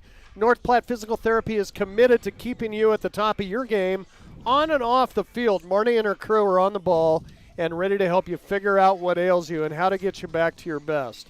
Stop by at 1301 East M Street or call them 532-5355. North Platte Physical Therapy, providing quality professional care with a family-friendly atmosphere and always flexibility. Well, scoring summary was kind of like a teeter-totter. Way back and forth here. It looked like Torrington was going to run away with this football game and hide. They stopped Tongue River. Eagles go 3 and out, kick to Torrington. It takes 2 plays, and they're in the end zone. Wolf, a 10-yard catch from Bivens. Miller's kick was good. Torrington was off to it, 7-0, and then got the ball right back after forcing a punt. Another quick touchdown, this time a Carson Schultz 11-yard run. Miller's kick made it 14-0, but then the Eagles woke up, and did they ever. Late in the first quarter, 4:42 left, Alex Barker with a 1-yard run. The kick was good. That made it 14-7, and then how about this? Right at the start of the second quarter, 9:40 left, Garrett Osler steps in front of a Bo Bivens pass as Torrington looks to be going into the end zone. And how about a 100-yard interception return for Osler? The kick was good, and we were knotted at 14 apiece. But a big score for the Blazers late in the half, as with 3:17 left, Deegan Keith caught a 16-yard pass from Kaiser Wolf on a jet sweep. The kick was good. That made it 21-14, our halftime score. The Blazers with 11 first downs in the first half, Tongue River with 7. Torrington penalized 1 time for 5 yards. The Eagles penalized 6 times for 45 yards. No turnovers by the Blazers, but just that 1 interception by Torrington, and Tongue River with that interception as well on their side. I'll send it over to Travis here for a further look at your team or individual stats. Thanks, Grant. Looking at Tongue River's offensive stats right now, running the ball, they've managed to even things out between Van Tassel, Barker, Axemet, and Guimond. Each of them running the ball, or each of those three running the ball 4 times. Van Tassel for 16 yards, Barker for 12. Axemet actually ran it twice for 14 and Guimond for 19. So on the ground, they run the ball 16 times for 68 yards. Through the air, Cummins has passed the ball 14 times. He's 7 for 14 for 82 yards. His receivers, Osler got thrown to 3 times for 33 yards. McCafferty is his main receiver, thrown to 5 times, caught 4 of those 5 passes for 46 yards. Kirkbride is thrown to twice with no catches. Guimond thrown to 3 times with 1 catch for 6 yards. And Axemet thrown to once with no catch. So right now, Tongue River has 150 offensive yards. On the other side of the ball, the Blazers tonight have evened things out pretty well. Perriot's carried the ball 8 times for 67 yards. Schultz has come in and carried the ball 4 times for 30 yards. Bivens has had 2 rushes for 6 yards. And then Hager had a huge 12-yard run there in the first quarter. So the Blazers have run the ball 15 times for 150 yards. Through the air, Bivens is 9 for 15 with 111 yards, and Wolf 1 for 1 with that 12-yard touchdown pass, his first of his Blazer career. The receivers tonight, I'm running out of room, Grant. We keep throwing to everybody. So Keith has gotten the ball thrown to twice. He's caught it once for 12 yards. Wolf has been targeted 3 times. He's caught all 3 of them for 53 yards. Miller's caught the ball, or has been thrown to 5 times, caught 3 of those 5 for 34 yards. Flock's caught 1 for 6 yards. Perriot caught a 12-yard pass. He's been thrown to twice, caught both of those for 17 yards, and Hager with a short 1-yard catch. So right now the Blazers are winning the offensive battle with 226 yards of total offense. So Grant, a great game we've got going on right now. Absolutely. Don't go anywhere, fans, because this should be quite a second half. Tight ball game here between the Eagles and the Blazers. Just the second time ever that these two teams have met. So we'll take a break here at Wiseman Field. Be back with you in the third quarter again here at halftime on the Clark & Associates scoreboard. It's Torrington 21, Tongue River 14. We'll talk with you in the second half. A windshield wiper motor, yeah, you'll find it at CarQuest. Take control of car maintenance with help from Valley Motor Supply, CarQuest Auto Parts retailer. Did you know that the average car battery lasts 5 to 7 years? Valley Motor Supply has a great selection of car batteries so you can stay on the road. Stop in at Valley Motor Supply CarQuest, your local auto parts retailer in Torrington and Lusk. Yeah, you'll find it at CarQuest. It feels good to be free. Free to come and go. Set your pace and choose your path. Banner Torrington Community Hospital offers new technologies, in-state specialists for the road less traveled, and the healthcare professionals you know for a familiar face along the way. Torrington Community Hospital, providing a wide breadth of care, making healthcare easier so life can be better. We treat you like family. You're one of our own.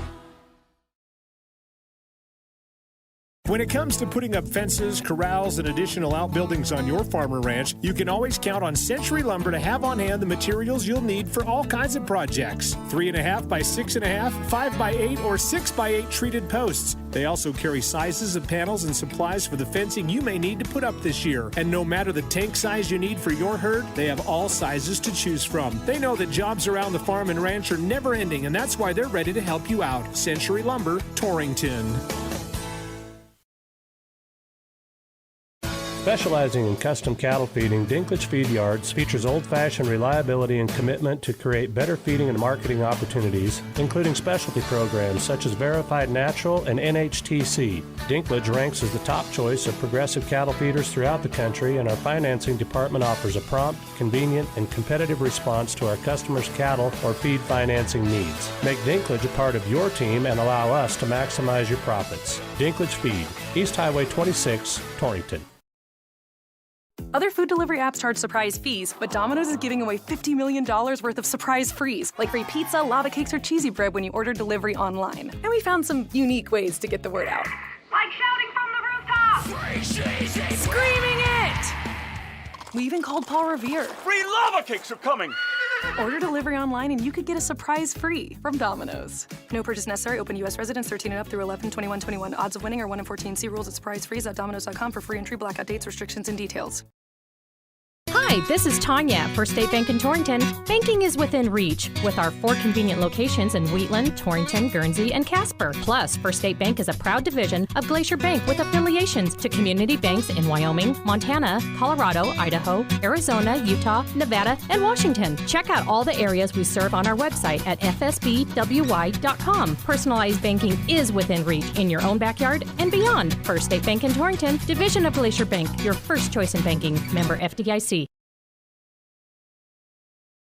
If you're looking to replace the windows and doors in your home or have a new construction project, then look no further than Gherkin Windows and Doors, available at Blodorn Lumber in Torrington. Stop in today and see their impressive product gallery. With over 80 years of manufacturing experience and expertise, get the quality that you deserve with Gherkin Windows and Doors. It's all available at Blodorn Lumber in Torrington. Stop and see their display today, 219 West 21st Avenue.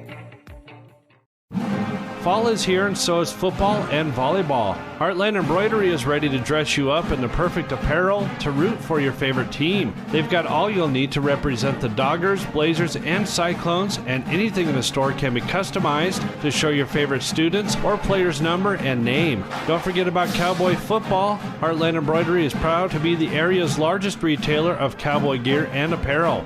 It's all at Heartland Embroidery, downtown Torrington. Welcome back to Wiseman Field, everybody. Getting all set here for the third quarter action. And the Pine Bluffs Hornets running away with it, Travis, on the Kerm-Sewac game of the week, aren't they? 42-0 is the score that we're hearing. So, yeah, that one's going to end short. I think they ought to have a running clock before the third. Things going well for Pine. See if I can pull up some other scores quick. Right?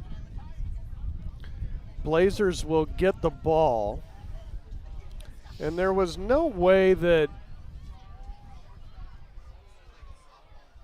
Torrington would have deferred that first half ball and Tongue River not take the wind as strong as it was. So I believe the Eagles won the toss and the Blazers took the wind, defending the south goal. So now Torrington will have the ball, and yet to be determined here which way they're going to be going. Just looking through WyoPrep's Grant final in 2A, Thermopolis 41, Kemmerer 14. So that game's final in the second quarter. Right now, Wheatland up over Upton Sundance 24-6. Looks like Brow for the Bulldogs had a 60-yard punt return, so that's something for us to pay attention to. Obviously, in this game, we're at half. The Blazers over Tongue River, 21-14. Torrington will have to drive into that wind. Although now that the sun is down, it's a little bit more manageable. Kind of came out of nowhere this afternoon. Lots of football coming up on the stations this weekend. Kerm FM. Don't forget, hey, we just saw the man in the house a second ago. Tim Hurst is in Torrington, going to be in studio tonight for the high school football scoreboard show. Coming up at 10:05 tonight, listen in to 98.3 to hear all the scores from all the classes all around the state. Last week he even surprised us with a couple interviews. Well, now the Blazers have flipped ends of the field, so not only will they get the ball, they'll get the wind here in the third quarter. And they're not going to want to let that opportunity pass. So Cowboys tomorrow on the FM at 2. Denver Broncos against Jacksonville at 11 o'clock on Sunday. Well, this kickoff is away. Wolf drops it at the 15, picks it up, still has room right up the field. Kaiser's loose! He's to midfield! Wolf is going to go to the 30, 20, 10, touchdown Blazers! 85 yards, Kaiser Wolf. Great run there by Kaiser to actually, I think, him stumbling a little bit and having to pick that up off the ground gave our special teams a little bit of a chance to open up some holes. And we've seen Kaiser's speed all year. He showed it there again tonight. A huge 85-yard kick return for the Blazers. How's that for starting off the second half? Kaiser took the wind out of it for all of us. Man, oh man, he just gets faster every single year. Seems like he gets faster every game. And his burst at midfield made the Eagles look like they were standing still. What a run back, Kaiser Wolf. Chase Miller out to attempt the point after. Bivens going to hold. Birdsall's going to snap. Snap is good. Hold is down. Kick is on the way. And it is good. Didn't take Torrington long at all. Started off the game hot. Starting off the second half hot. An 85-yard kickoff return by Kaiser Wolf makes it Torrington 28. Tongue River 14. 11:46 left. Third quarter, Clark and Associates scoreboard back in 30. Farmer Ranch is a family. At J.G. Elliott Insurance Center, we treat all of our clients like family. I'm Kyle Rafferty, and we can provide insurance coverage for your farm, ranch, machinery, and livestock, and any other insurance needs you might have. The right insurance can help you protect your family, your future, and keep your operation running in any season. Let us protect what means the most to you. Give me a call or stop by my office in Torrington. J.G. Elliott Insurance Center, a Platte Valley company. Just like that, the Blazers double their lead. On the Eagles, it's 28-14. And now with the wind behind Chase Miller. Got a great shot here at what this would be his third touchback of the game. Only one kick tonight where he didn't hit it square and they were able to return it. I don't see that happening right here. McCafferty's back deep just in case, and this one blows off the tee, and they're blowing Miller it dead. kicks it anyway, but yeah, that'll be blown dead. Miller will get another shot at it. Yeah, as I said that, I looked down at the ball. It was laying on the ground. Thought, uh-oh, that's not good. Don't see that much. No. Usually the kicker's just going to run right past that thing. I don't know why Chase kicked it. I really don't. He's got a lot of soccer in him. Maybe that was it. Well, he thought he could do something with it. Yeah. Maybe a little onside action or something. Him and the official are having a good laugh about it out there at the 40. The wind's still pretty steady, Grant, so I can see why it tipped over there.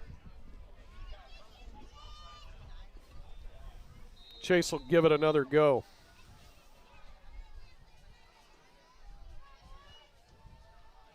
Puts his leg into this one. This is going to be well into the end zone.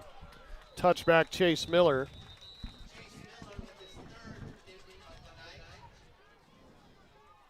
So it'll be 1st and 10.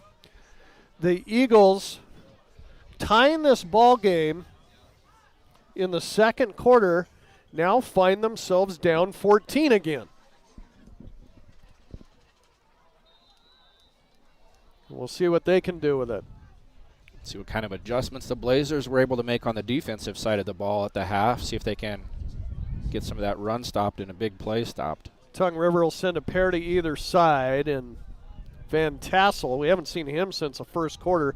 He's a lone setback. Quick hitter near side over to McCafferty. He can't haul it in. Incomplete. Kind of unusual for McCafferty. He's got some good hands for the Eagles. I think that's only the second ball he's dropped tonight.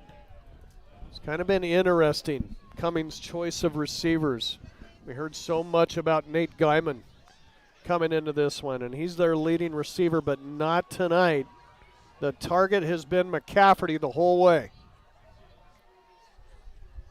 Again, a pair to either side. McCafferty in motion. In the give, Van Tassel up the middle. Great tackle out there. Deegan Keith coming up from strong safety to upend Van Tassel. Forward progress will get it out to the 23. 3rd down and 7. Nice fundamental tackle there by Keith. Just went right after his legs and upended Van Tassel for a short gain. And on 3rd down, Blazer crowd getting back into it. A pair sent to either side. Pistol formation once again. Cummins looking to throw, fires, it's picked off! Chase Miller on the far side at the 30 and down at the 23-yard line. Torrington secondary on 2 plays tonight have just kind of held back, watched Cummins' eyes, and managed to come up with the huge interceptions there. So great play there by Chase in picking that ball off.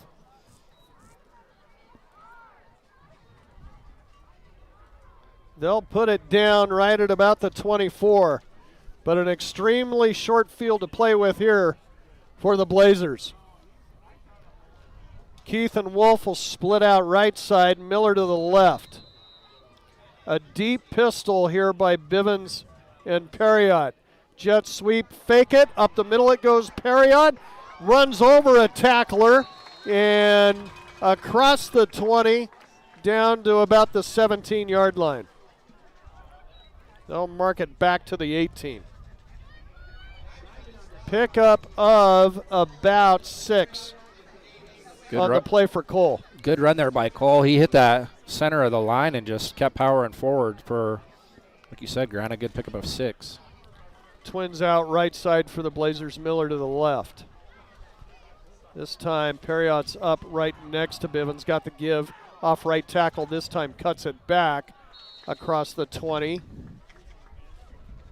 Down to about the 16. That's not going to be enough for a first down. It'll bring up 3rd down and 2 for Torrington in what might be 4-down territory, even with the leg of Chase Miller. The Blazers can put a pretty big cushion on their back with a touchdown here. They'll send a pair to the right side. Bivens up under center, I formation behind him. The give is to Schultz.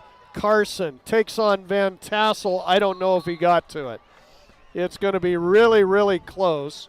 Had to get across the 14. No indication yet until they set the ball down. And they're still looking. It's going to be 4th and inches. Might get a measurement here. Just depends on where that spot is. He got hit at the line pretty hard.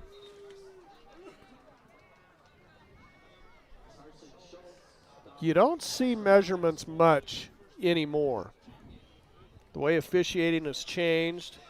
They really like to default to yard marks on first down so that you know if the ball carrier got to a certain line or not, that they got the first down. But they're going to bring the sticks out here. And thanks to the Torrington Volunteer Fire Department, all those years of running the sticks here at Wiseman Field, this is going to be very, very close. By a nose, maybe? Just short, Grant. They're signaling right now, so that's going to bring up 4th down for the Blazers. Miller's out there, but they're not kicking. See, with the offensive line and the horses they have in the backfield, I can see him going for this, a little short gain to pick up first down and keep this drive alive.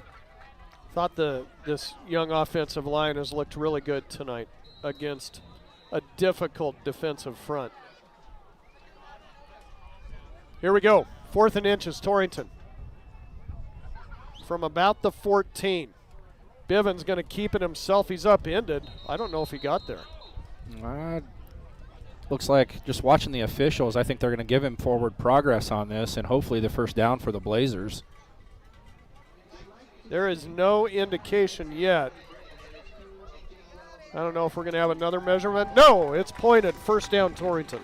And I thought Bo was able to just kind of dive forward a little bit, even though his legs were taken out from under him, and got that ball out in front of him for the first down. So keeps the drive alive for the Blazers. Looks like 1st and about 17 or so to the end zone. 1st and 10. They can't get another first down. It is spotted up right at the 14-yard line. Carson Schultz right up the middle. Carson's loose across the 10. Flag comes in. As Schultz goes down at about the 9. Hold the phone.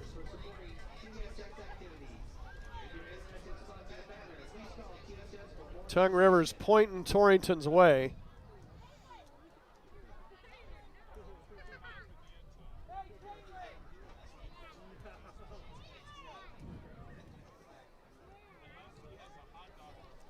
And we'll get the call on the mic from the official.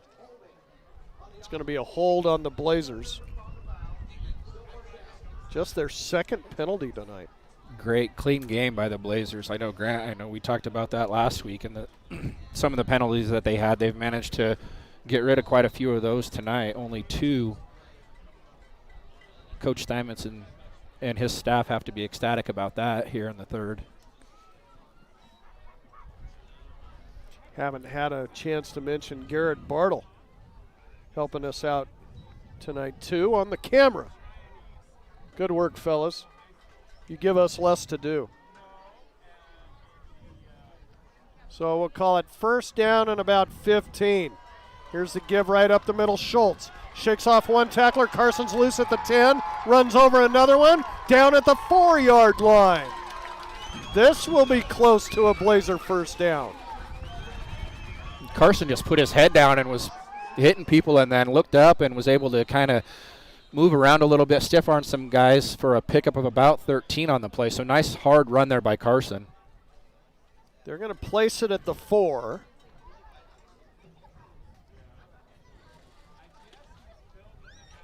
Second down.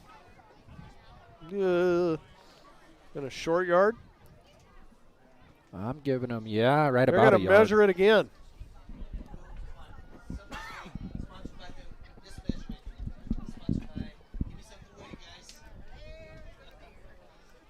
Can hear the PA announcer Doyle Meyer down there having some fun. Torrington Fire Department's getting some prime time out there. Let's see about this one. I think he's got it. What do you think? No. Boy, about the same as what we saw on the first measurement, isn't it, Grant? Less than a foot, I would guess. It's very similar. Just inches to go.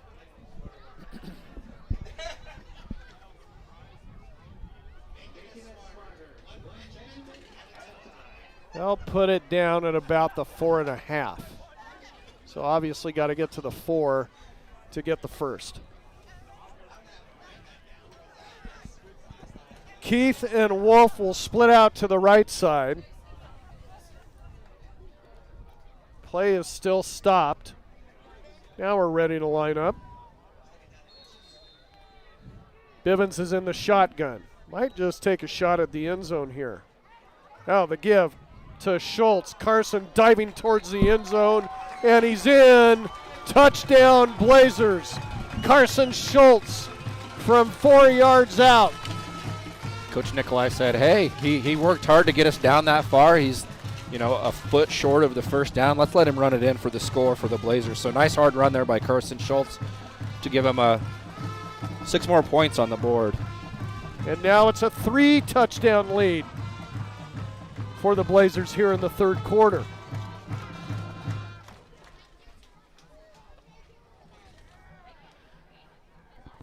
Miller out to attempt the point after. Snap by Birdsall is good. Hold is down by Bivens. Kick is up and through by Miller.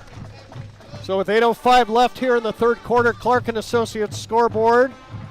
Couple quick touchdowns here in the second half by the Blazers. And Torrington has its largest lead of the ball game. It's the Blazers 35, Tongue River Eagles 14. Back to Wiseman Field in 30 seconds.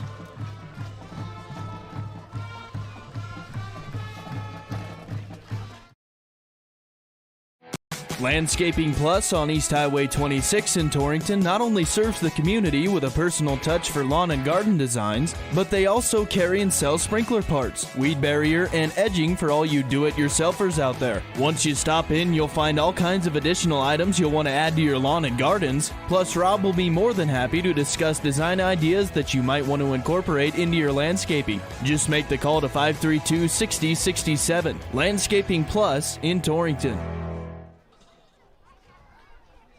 Grant Jones, Travis Reinhardt, Bubba Keith, Garrett Bartle, all alongside with you here tonight.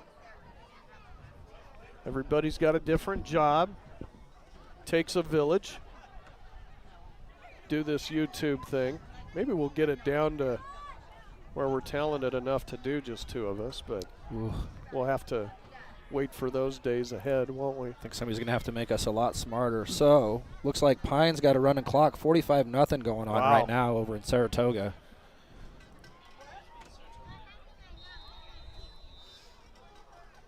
I think we got a new kickoff artist here. Is that Juan Stevens out there getting a chance to boot it away? And he does. This one is returnable. This is Osler at the 20 being ran down and stuck by Kyler Shields at the 24-yard line. And great coverage there by that Blazer kickoff team.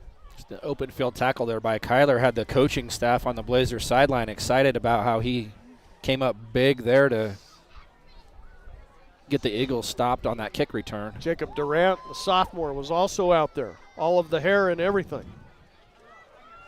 So first down Eagles, 1st and 10 from their 25. Cummins spins, hands to McCafferty right up the middle from a running back spot. And McCafferty grinds out about 3 or 4 yards here. Cole Perriott in on the stop, along with Sam Birdsall. Give him 4 on the play. It'll be 2nd down and 6. Torrington now with a 35-14 lead here in the second half on Tongue River. They'll send McCafferty in motion, and the give up the middle, not much. Let's see who had the carry there. It was Van Tassel, maybe a yard for him. That'll bring up 3rd down and 5 now. And the hands from the Blazer players go up with the number 3 for the big 3rd down.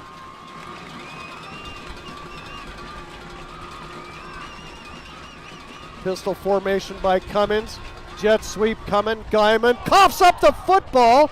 It's picked up by an Eagle and nearly might be and is a 1st down. Holy cow. That was McCafferty that plucked it out of the air and promptly got a 1st down. You don't see that very often, Grant. It shot out of there. Heck, it was probably, 3 or 4 feet in the air, and McCafferty able just to scoop it up and get a pickup of about 6 on that. I don't even think anybody hit Guyman. He just lost it, and it went straight up into the air. Lucky for him, his teammate was there. Here's a give to Van Tassel once again right up the middle. Good enough for a pickup of a couple. They'll set it down on the 49. Give Van Tassel 3 on the play. 2nd and 7. And Tongue River is content to grind out yards here with 6 minutes to play in the 3rd quarter, down 3 touchdowns. 2 receivers out to the left side. The give, inside handoff to Guyman. Running behind the line of scrimmage. He'll be caught back there. Coming through Deegan Keith to upend him from his strong safety position. Deegan having a game. He is. He's kind of everywhere tonight. You've called his name quite a few times on the defensive side of the ball. He just has a nose for it tonight, knows where to be, and has made a huge play right there for a loss of about, 4, I say? Yeah, Guyman's one of those guys you don't want to give a full head of steam to, and Keith caught him behind the line. 3rd down and 11, and here comes that Blazer crowd again. Fake the give. Cummins puts it up. This is picked off. Intercepted by Kaiser Wolf. Returning it to midfield. Kaiser still on the run and banged out of bounds at the 43-yard line. Grant, if memory serves me right, it's almost like Cummins' last 3 passes have been to Blazers. So I guess I kind of understand now why they were keeping it on the ground down as much as they were here in the 3rd, afraid to throw it up because the Torrington secondary has been able to haul in 3 of the last passes for interceptions. Cummins' 3rd interception. Now they'll get Trevor Schaub in for some of his first action of the year on that offensive line. And I say go run behind that big body. Pistol formation.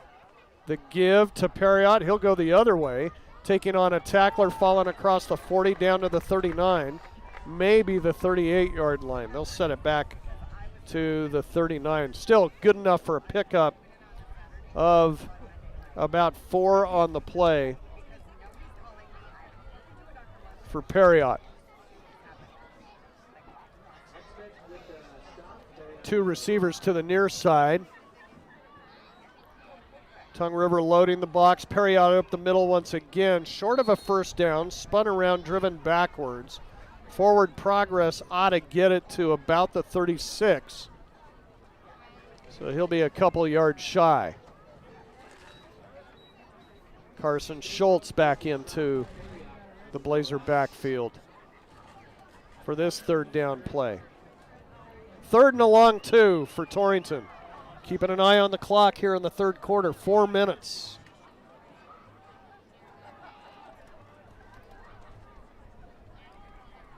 Bivens shotgun. The give, Schultz bobbles it, now he picks it up. Carson just going to try to get it himself. I think he got there.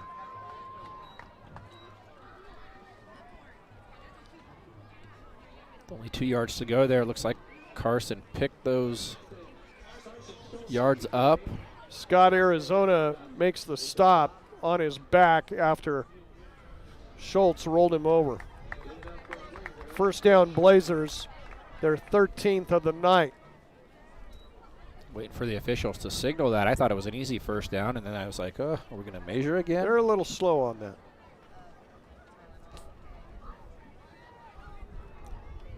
Studious crew out there tonight. Going to look at all angles. Fake the give. Bivens to throw. Fires near side. And just behind Kaiser Wolf, or that would have been 6. I think Kaiser thought he had a little bit more time to get down the field. Both threw it to him, and he was still headed toward that north end zone. Yep. Probably could have just hung one up to the end zone. Kaiser would have run after it, run under it there.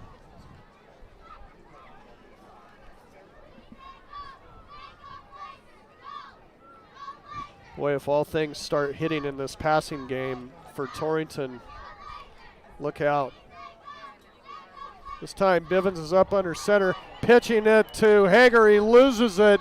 Fumble on the ground, and it's covered by Scott Arizona for Tongue River. A Blazer fumble by Bryce Hager at about the 35-yard line. It was a pitch back to him, and Bryce never caught it clean. Well, nobody there to really interrupt Bryce from catching that, so I'm not sure if he took his hands off or his eyes off of it, trying to head downfield before he caught it. Anyhow, a turnover for the Blazers, and Tongue River with the ball here with 3:18 left to go in the 3rd. Yep, that'll give them life. Lesson learned. Here's the give, Barker, not much. Across the 35 out to about the 36-yard line. Just 1 on the play for Barker. And it'll be 2nd and 9. We're under 3 minutes to play here in the 3rd. Trips right. Single receiver left. Pistol once again. Here's Van Tassel right up the middle.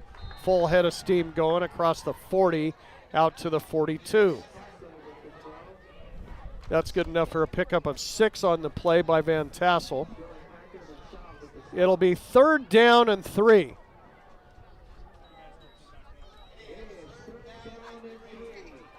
Down 3 scores. Tongue River, like I said, kind of probably skittish to throw the ball right now, but taking a lot of time off the clock. 4 down lineman for Torrington. Pistol once again. Fake the give. Cummins wants to run. Hager turns him in. Down goes Cummins. All the way back to the 41-yard line. Totally caused right there by the defensive play of Bryce Hager. Really made up for the fumble. Yeah, great play there by Bryce. Nice to see he's on the other side of the ball and didn't let that fumble get to him. Made a huge defensive stop right there. It's going to force Tongue River to make a personnel change and punt the ball away. McCafferty will stand on his 30. Brendan Flock at about his 22. See if the Blazers come after this. They won't. This one's punted up in the air. Wynn catches it, not a long kick. And Axemet there to touch it. But it'll be Blazer ball on their own 44. And a net of about 15 yards. Yeah, Wynn still playing a factor with Tongue River kicking it into the wind like we saw in the first quarter, their first punt. He hung it up there pretty good, but the wind grabbed a hold of it, didn't let it go anywhere. So Blazers with great field position here. I'm sure Torrington wouldn't mind trading punch for punch here with the Eagles as Ryan Baker comes in motion. Bivens up under center. I formation behind him, the give. Carson Schultz puts his head down across the 45-yard line out to the 48.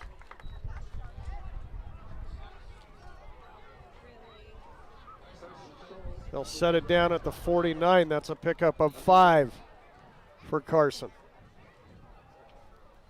2nd down and a long 5 for the Blazers. Now under a minute to play here in the 3rd. Again, they lead it 35-14. Torrington, if they can hang on and win, they'll be 2-0. Class 2A East and in the driver's seat. Along with Wheatland, if the Bulldogs can get past Upton Sundance tonight, we'll try to get a update on that score. This play will be blown dead, and it'll be a false start on Torrington, just their 3rd penalty tonight. Just heard from the PA announcer Doyle Meyer, 38-12 Wheatland right now. I know I'm showing a halftime score. That's not that, so they must be in the 3rd. Looks like they're taking that one pretty easy against Upton Sundance. Boy, and have the Bulldogs had their troubles over the years with the Patriots. Some other scores across 2A. Thermopolis went, I think I said that. Thermopolis went final 41-14 over Kemmer. Miller in motion, fake the jet sweep, the handoff to Perriott, not fooling Tongue River. Perriott goes nowhere, maybe 1 on this one. They'll give him 2 out to the 46. Bighorn 7, Newcastle 0, nothing. That game at the half as this 3rd quarter ends for the Blazers. So we've come to the end of the 3rd quarter here at Wiseman Field. Your score on the Clark and Associates scoreboard on a beautiful, cool, breezy, moonlit night here in southeast Wyoming. It's Torrington 35, Tongue River 14. 4th and final coming up, 1 minute. The heart. It's a big deal to your overall health. At Memorial Hospital of Converse County, we have a team of dedicated healthcare providers who make patient-centered care the hallmark of what they do. Dr. Alan Mattern, a board-certified cardiologist and graduate of the Yale School of Medicine, sees patients weekly in our medical office building, and our cardiopulmonary team focuses on heart and lung health with tireless dedication. We are proving that bigger isn't always better at Memorial Hospital of Converse County. Find out more at conversehospital.com. Pieper and Marsh Family Dentistry knows good overall health starts with good oral health, and the way to that perfect smile is with the periodic dental examination. Family Dentistry has been practicing in Eastern Wyoming for over 30 years and has experience in all fields of dental care. Doctors Pieper and Marsh welcome new patients, and your referrals are appreciated. Call 532-4448 for your appointment with Pieper and Marsh Family Dentistry, or visit their website at pieperdentistry.com. Catch. Starting the fourth quarter, here's a little flare out to Wolf, and what a catch by Kaiser on third down. Gets it to the 45-yard line. That's enough to move the chains.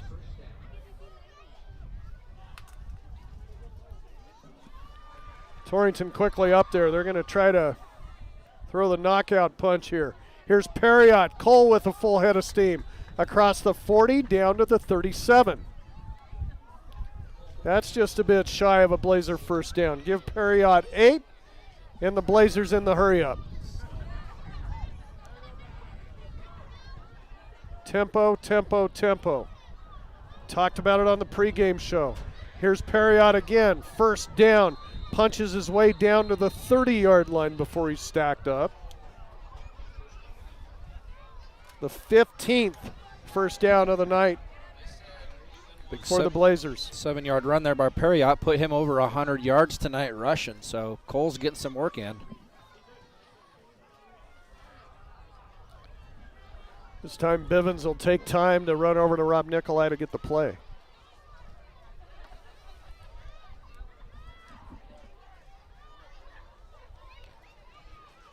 They'll send a pair to the right side, Miller off to the left. Pistol formation to give Perriott once again. Right up the middle goes Cole, and close to another Torrington first down. Gonna come up just a bit shy at about the 32. But really just trying to take the air out of Tongue River right now. 2nd and 2, hurry up again. Bivens, low snap to him, gives to Perriott. Cole's going to have a first down across the 20 into the red zone, down at the 19. Just got word, Grant. I know we were talking about the girls volleyball played here tonight against Wheatland. Looks like they went down in 4 sets, 3-1. So the Lady Blazer volleyball taking a tough loss against a rival tonight. Back in action, the girls are tomorrow at Burns with a 1 o'clock varsity start. They'll get there.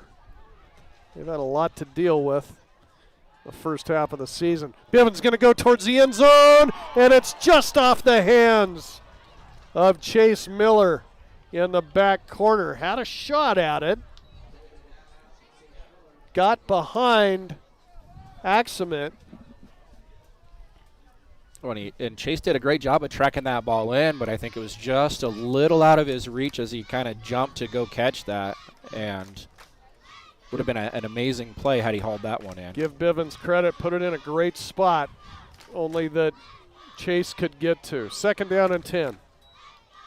The give, Schultz up the middle, just taking on Van Tassel, dragging him forward, then gets thrown backwards. Short pickup here of about 2. Call it 3rd down and 8 from the 16.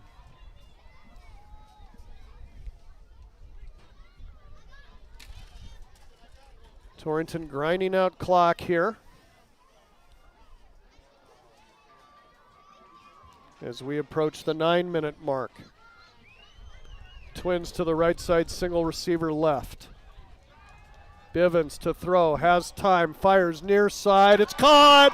Kaiser Wolf, touchdown Torrington!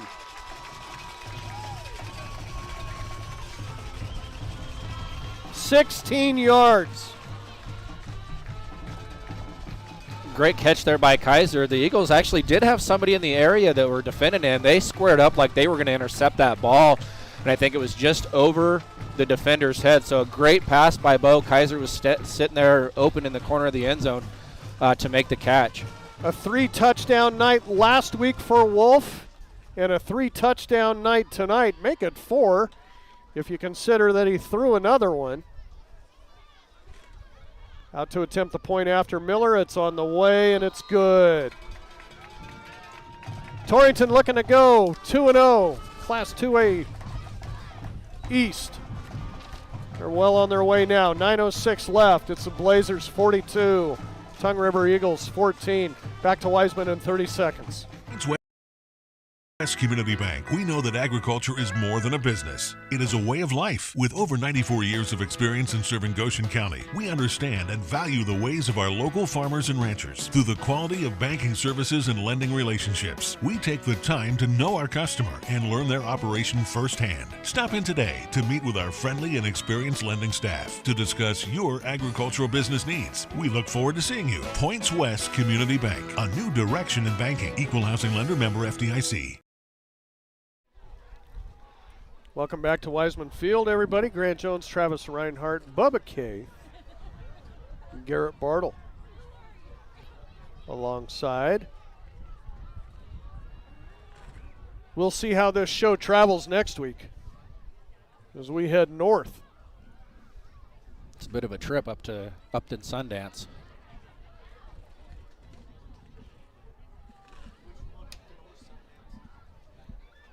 In Upton. The Patriots play at both sites. They combined several years ago.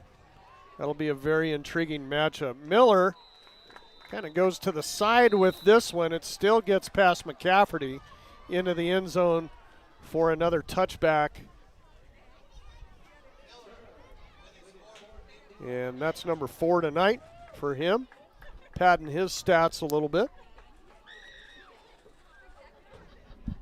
Just looking across some scores in 2A, Grant, not a whole lot of movement reported right now in the second quarter. Number 2, Lyman, is tied up with number 3, Lovell, 8-8. In the first quarter, no score, Glen Rocket Burns.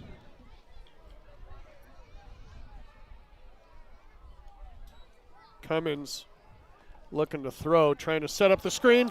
It's caught, dropped, picked off, and dropped. They're going to call it incomplete, as it was Ryan Baker that had it in his mitts, and that was nearly an interception and a fumble.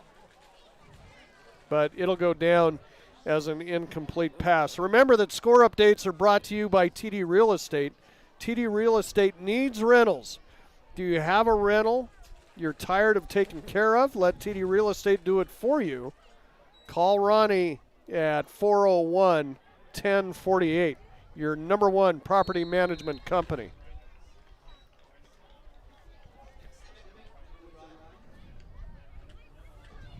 Here's a give to Axman. Not much. Maybe a pickup of 3 or 4 on the play. Let's call it 3rd down and 6 for Tongue River.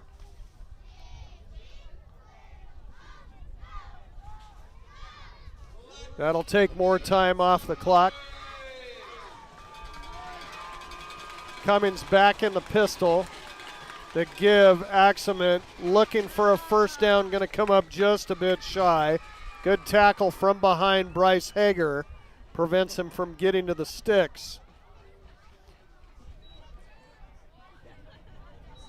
And never mind.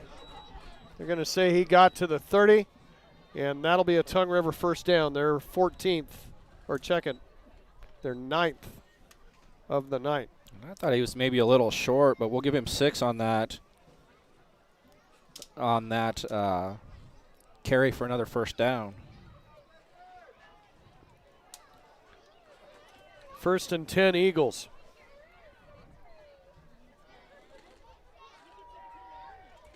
And the give, Axman right up the middle again, across the 30, out to about the 32, short gainer there.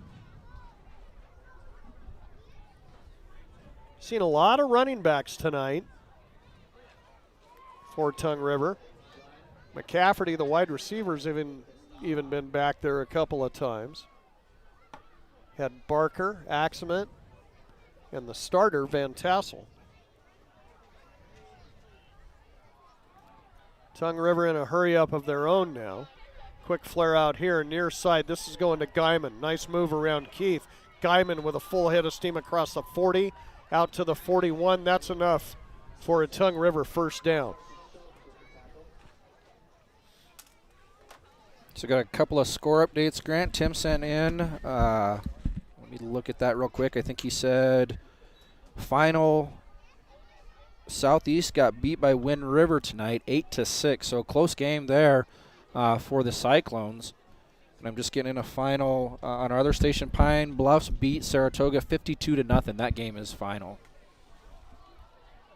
Fake the give. Cummings rolls right, throws. Guyman caught. First down and more. Guyman to the 45, banged out of bounds by Flock, but not until he got to the 39.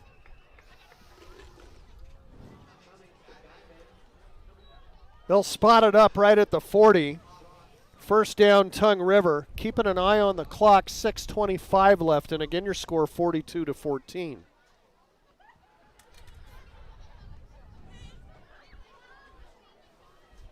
Blazers kind of now playing center field. Here's a give, Axement. Nice spin move, right side. Takes on a couple of tacklers across the 35 down to the 34-yard line. Trevor Schaub there for the Blazers. Also Dylan Packard. Got a pickup of 6 there. Grant ought to bring up about second and a long 4 maybe.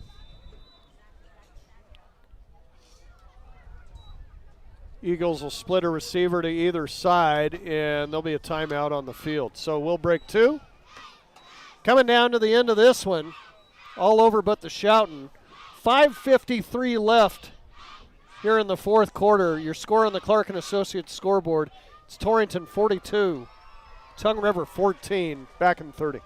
Matthew Fournier, who is joining Premier Bone & Joint Center's team of physicians. Dr. Fournier is a fellowship-trained orthopedic surgeon specializing in sports medicine, including traumatic and degenerative conditions of the shoulder, hip, and knee. Dr. Fournier obtained his medical degree from the University of Washington through the WWAMI Medical Program. He furthered his education with a fellowship at the Lake Tahoe Orthopedic Institute. Dr. Fournier was born and raised in Cheyenne and is a proud Wyoming cowboy. Call today to schedule an appointment and visit us online at premierboneandjoint.com. Premier Bone & Joint Centers, worthy of Wyoming.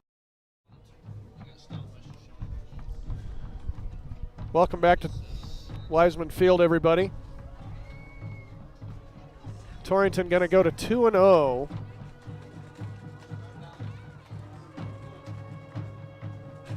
After dropping their first 2 games to Garion and then the forfeit to Douglas because of numbers. The big second down play, and Axelman will go nowhere. Bryce Hager slicing through and throwing him for a loss. Great play there by Bryce. He didn't fall for anything right there as Axement was trying to run right up the middle and pick up some yards. Instead, he got no gain on the play, bringing up 3rd and 4. 4 wide receivers out in the pattern. Tongue River's back in the pistol. Blazers will rush 4. Quick flare out near side coming. McCafferty. Down he goes. Great play, Diggin Keefe in the backfield. Said Diggins' name a couple of times. A huge play again. I bet that's 3 or 4 tonight that Diggins had on the defensive side of the ball. He just sniffing out what's going on and stopping it before it ever happens. That will lose 3.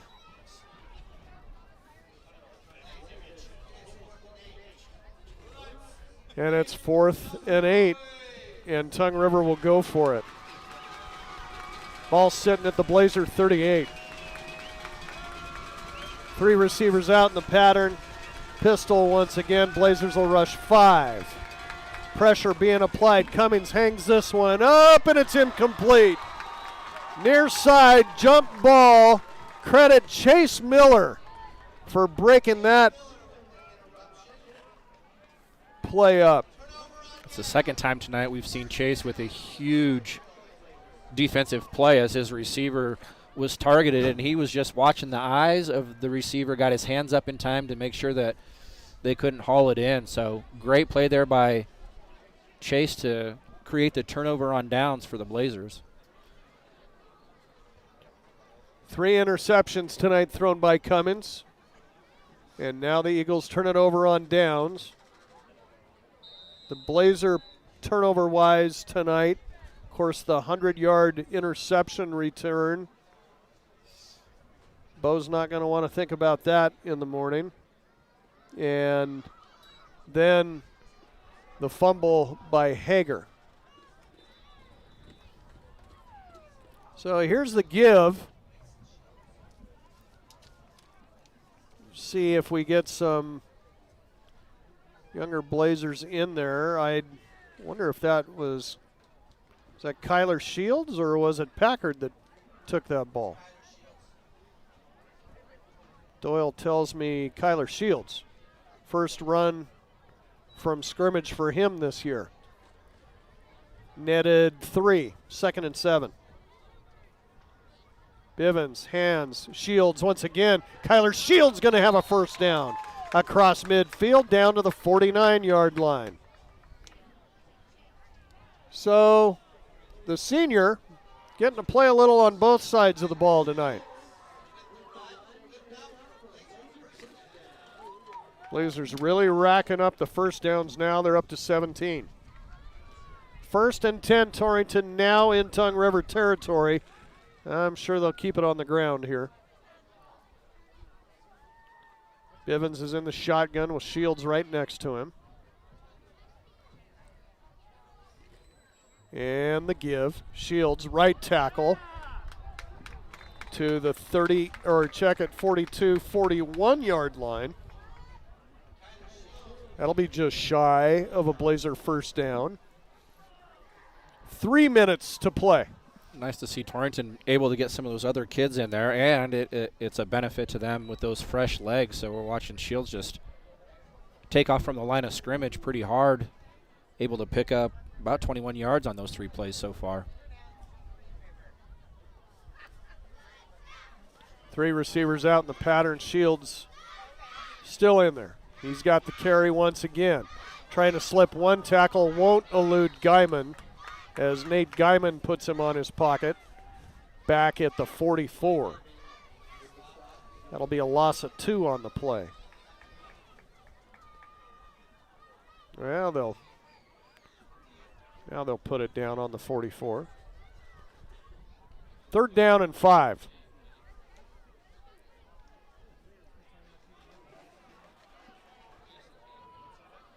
.205 to play.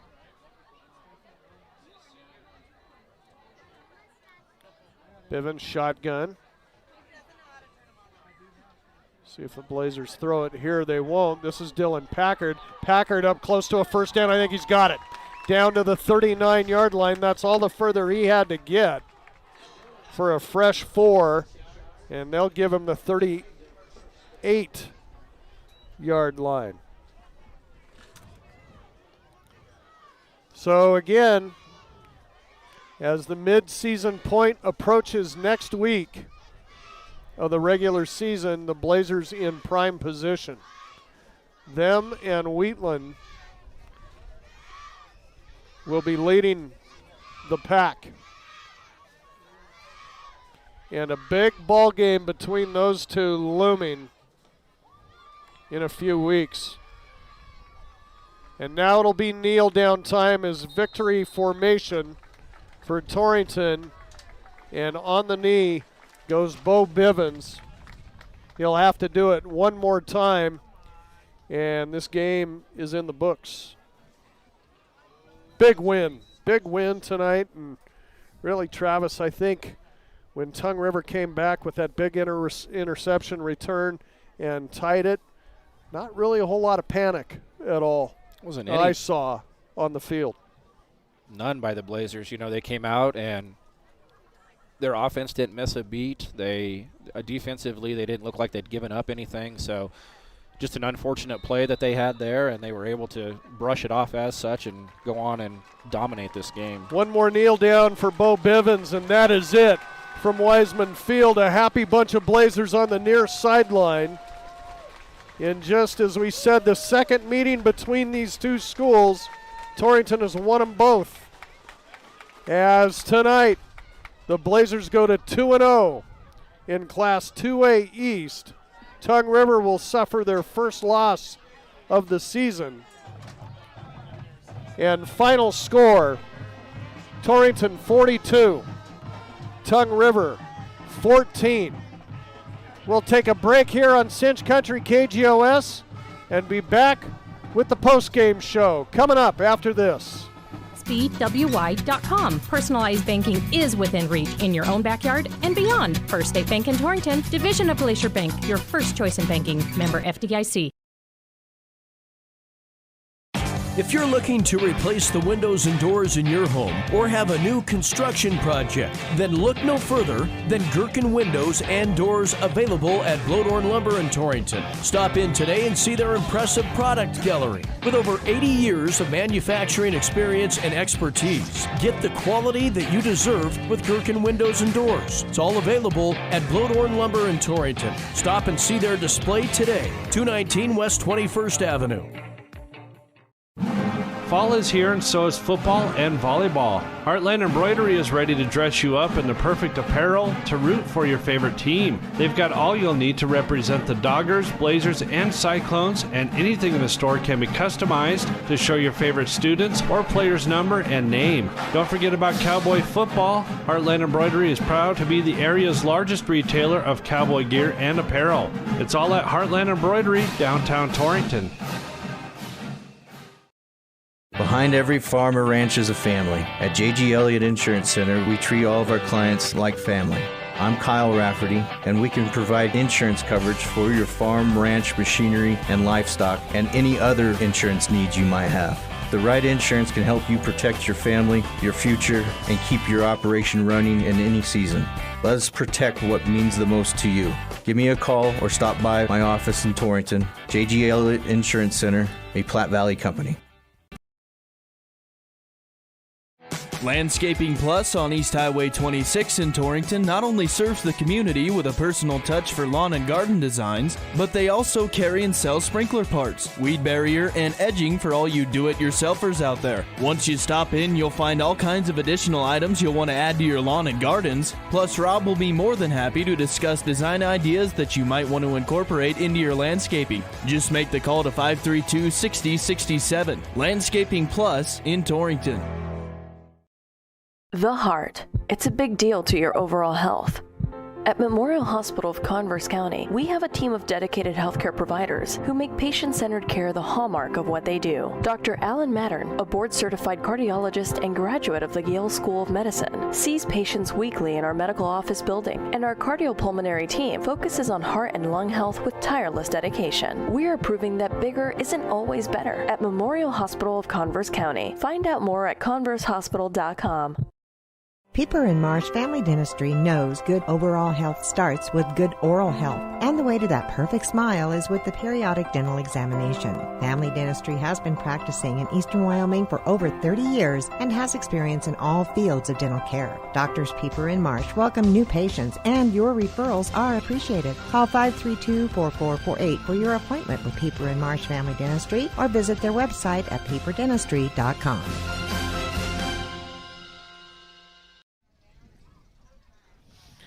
Welcome back to Wiseman Field, everybody. Big win tonight for the Torrington Trailblazers as they score 3 second-half touchdowns to put this one away, which was a tight ball game, tied ball game for a while. Torrington prevails 42-14, runs their record to 2-2. Most importantly, 2-0 in Class 2A East. Tongue River will drop to 2-1 and 0-1 in, or 1-1 rather, in Class 2A East. End of the game wrap-up is brought to you by number 34. Number 34 at 117 West 22nd Avenue in Torrington knows that young people face difficulties socially as well as keeping up with day-to-day life. That's when number 34 is available, not only to the individual but to the family as a whole. They offer counseling, therapy, and wraparound services to all who qualify, structured, creative, and individualized programs to set up that are set up to address all of life's issues.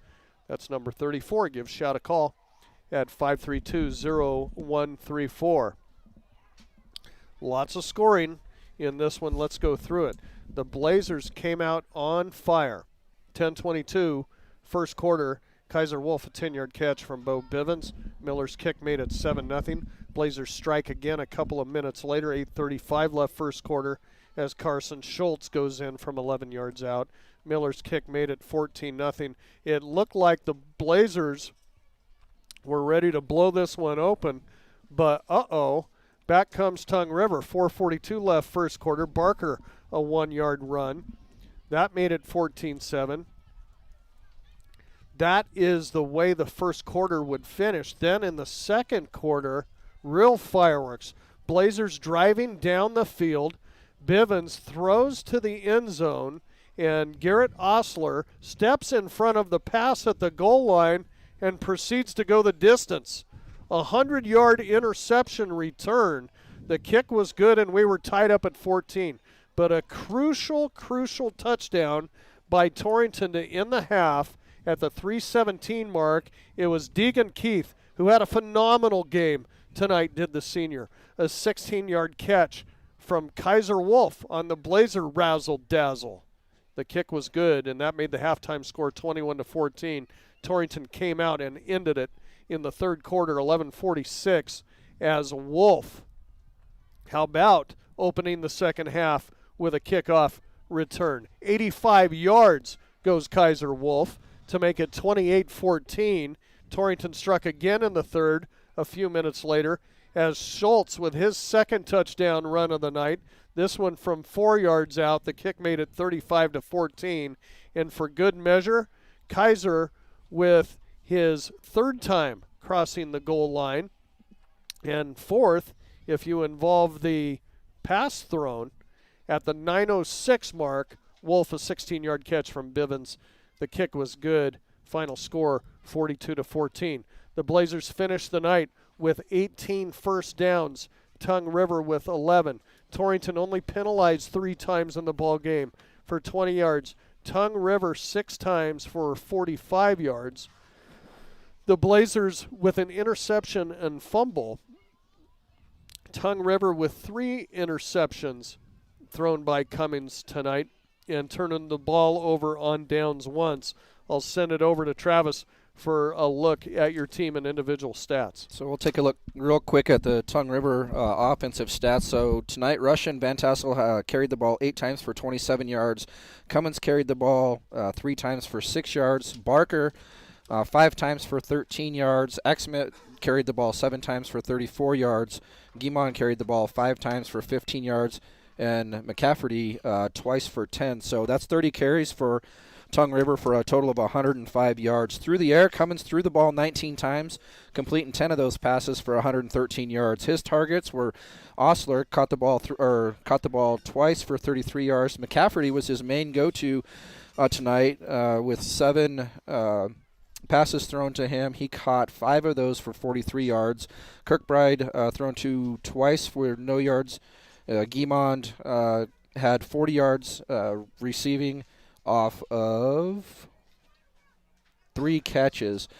So a total of 218 yards there by Tongue River's offense. A little bit different story for the Blazers on their side of the offensive ball. Perriott carried the ball 17 times tonight for 114 yards. Schultz carried the ball 9 times for 56 yards. Bo had to carry the ball 3 times tonight for 7 yards. Hager carried the ball once tonight for 12 yards. Shields, there late in the game, got 4 touches for 19 yards. And Packard carried the ball once for 6 yards. So 34 carries offensively for the Blazers, 209 yards on the ground. Through the air, Bo threw the ball 19 times, completing 11 of those passes for 135 yards. His receivers tonight, Deegan Keith caught the ball once out of the 2 times that he was targeted for 12 yards. Wolf, like Grant had said, was kind of Bo's main target like he was last week. Thrown to 6 times, caught 5 of those for 3 touchdowns and 77 yards. Miller caught the ball, or was thrown to 6 times, caught it three of 6 for 34 yards. Flock had a catch in there for 6 yards. Perriott had 2 catches in there for 17, and Hager had that 1 catch for just 1 yard. So 135 yards through the air, 209 on the ground. By my calculation, that's 344 yards of total offense. So heck of a showing again tonight by the Blazers. And a big thanks to you, Travis, keeping us abreast of things all night long with awesome statistics. And we are now joined by head coach Russell Steinmetz of the Torrington Trailblazers. And, boy, for a while there, what a tale of 2 scenarios in the first half.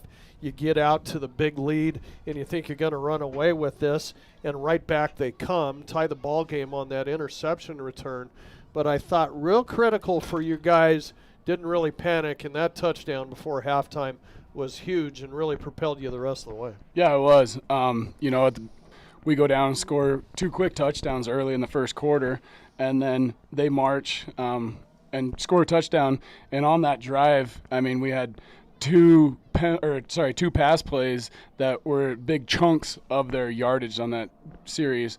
And then 14-7. And then we throw that pick. We're driving. We throw a pick in the red zone. They take it 100 yards, goes all the way, tied. But, yeah, we just kept our composure, I thought.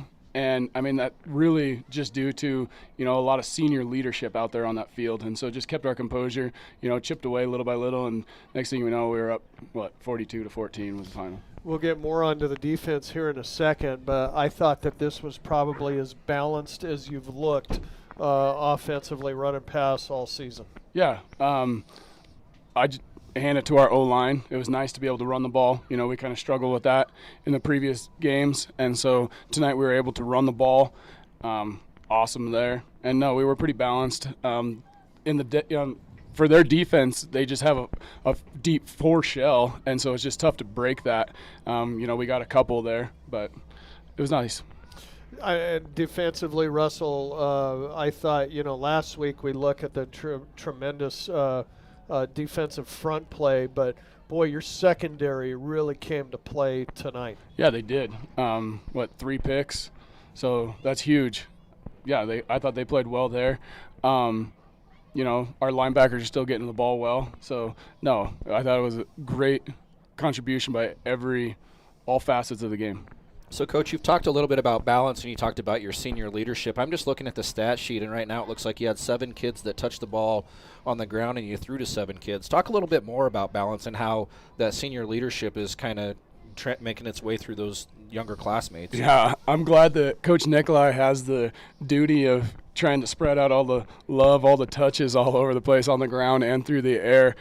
He does a great job getting so many people involved, and really the only sophomore that's touching the ball right now is Hager. I think he had 1 reception tonight, 1 run.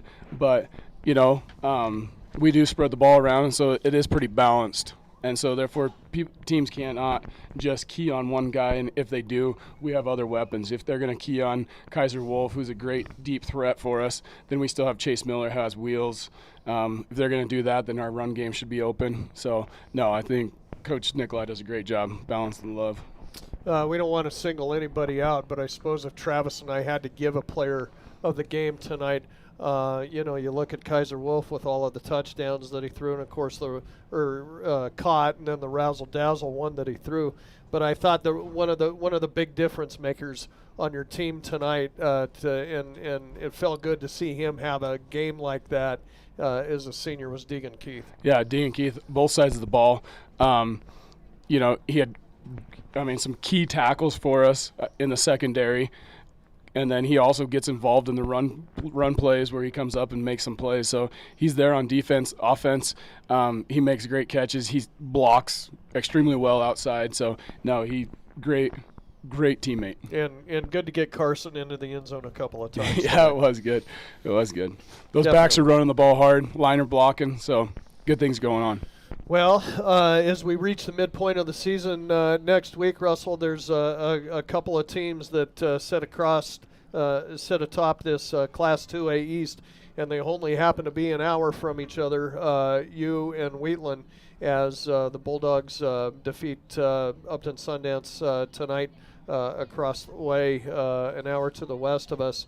Now you get to take the trip up north to Upton. That game will be in Upton. They play both in Upton and in Sundance, but this one will be in Upton.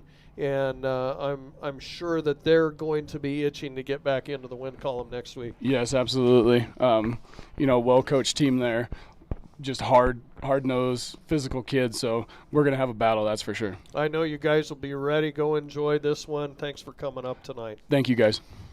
Head coach Russell Steinmetz, and he's pretty happy after the big Blazer victory tonight, 42-14 over the Tongue River Eagles, and that will about do it for us tonight from Wiseman Field. Want to send out some big thanks. How about all of the on-site folks here tonight?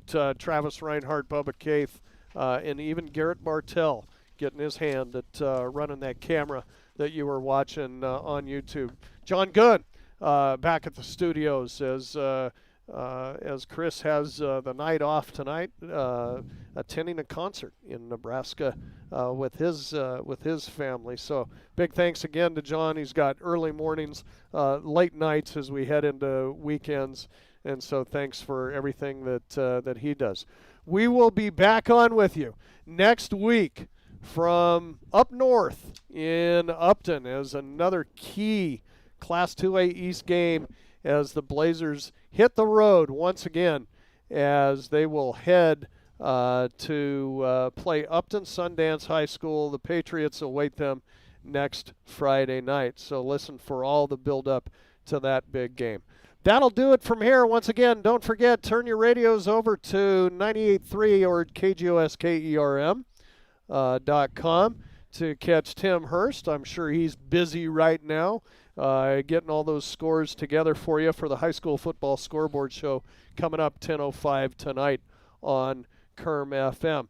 That'll do it for all of us here at Wiseman Field. Thanks for tuning in tonight. Again, your final score, it was Torrington 42, Tongue River 14. Grant Jones saying so long from Wiseman Field. We'll talk with you next week.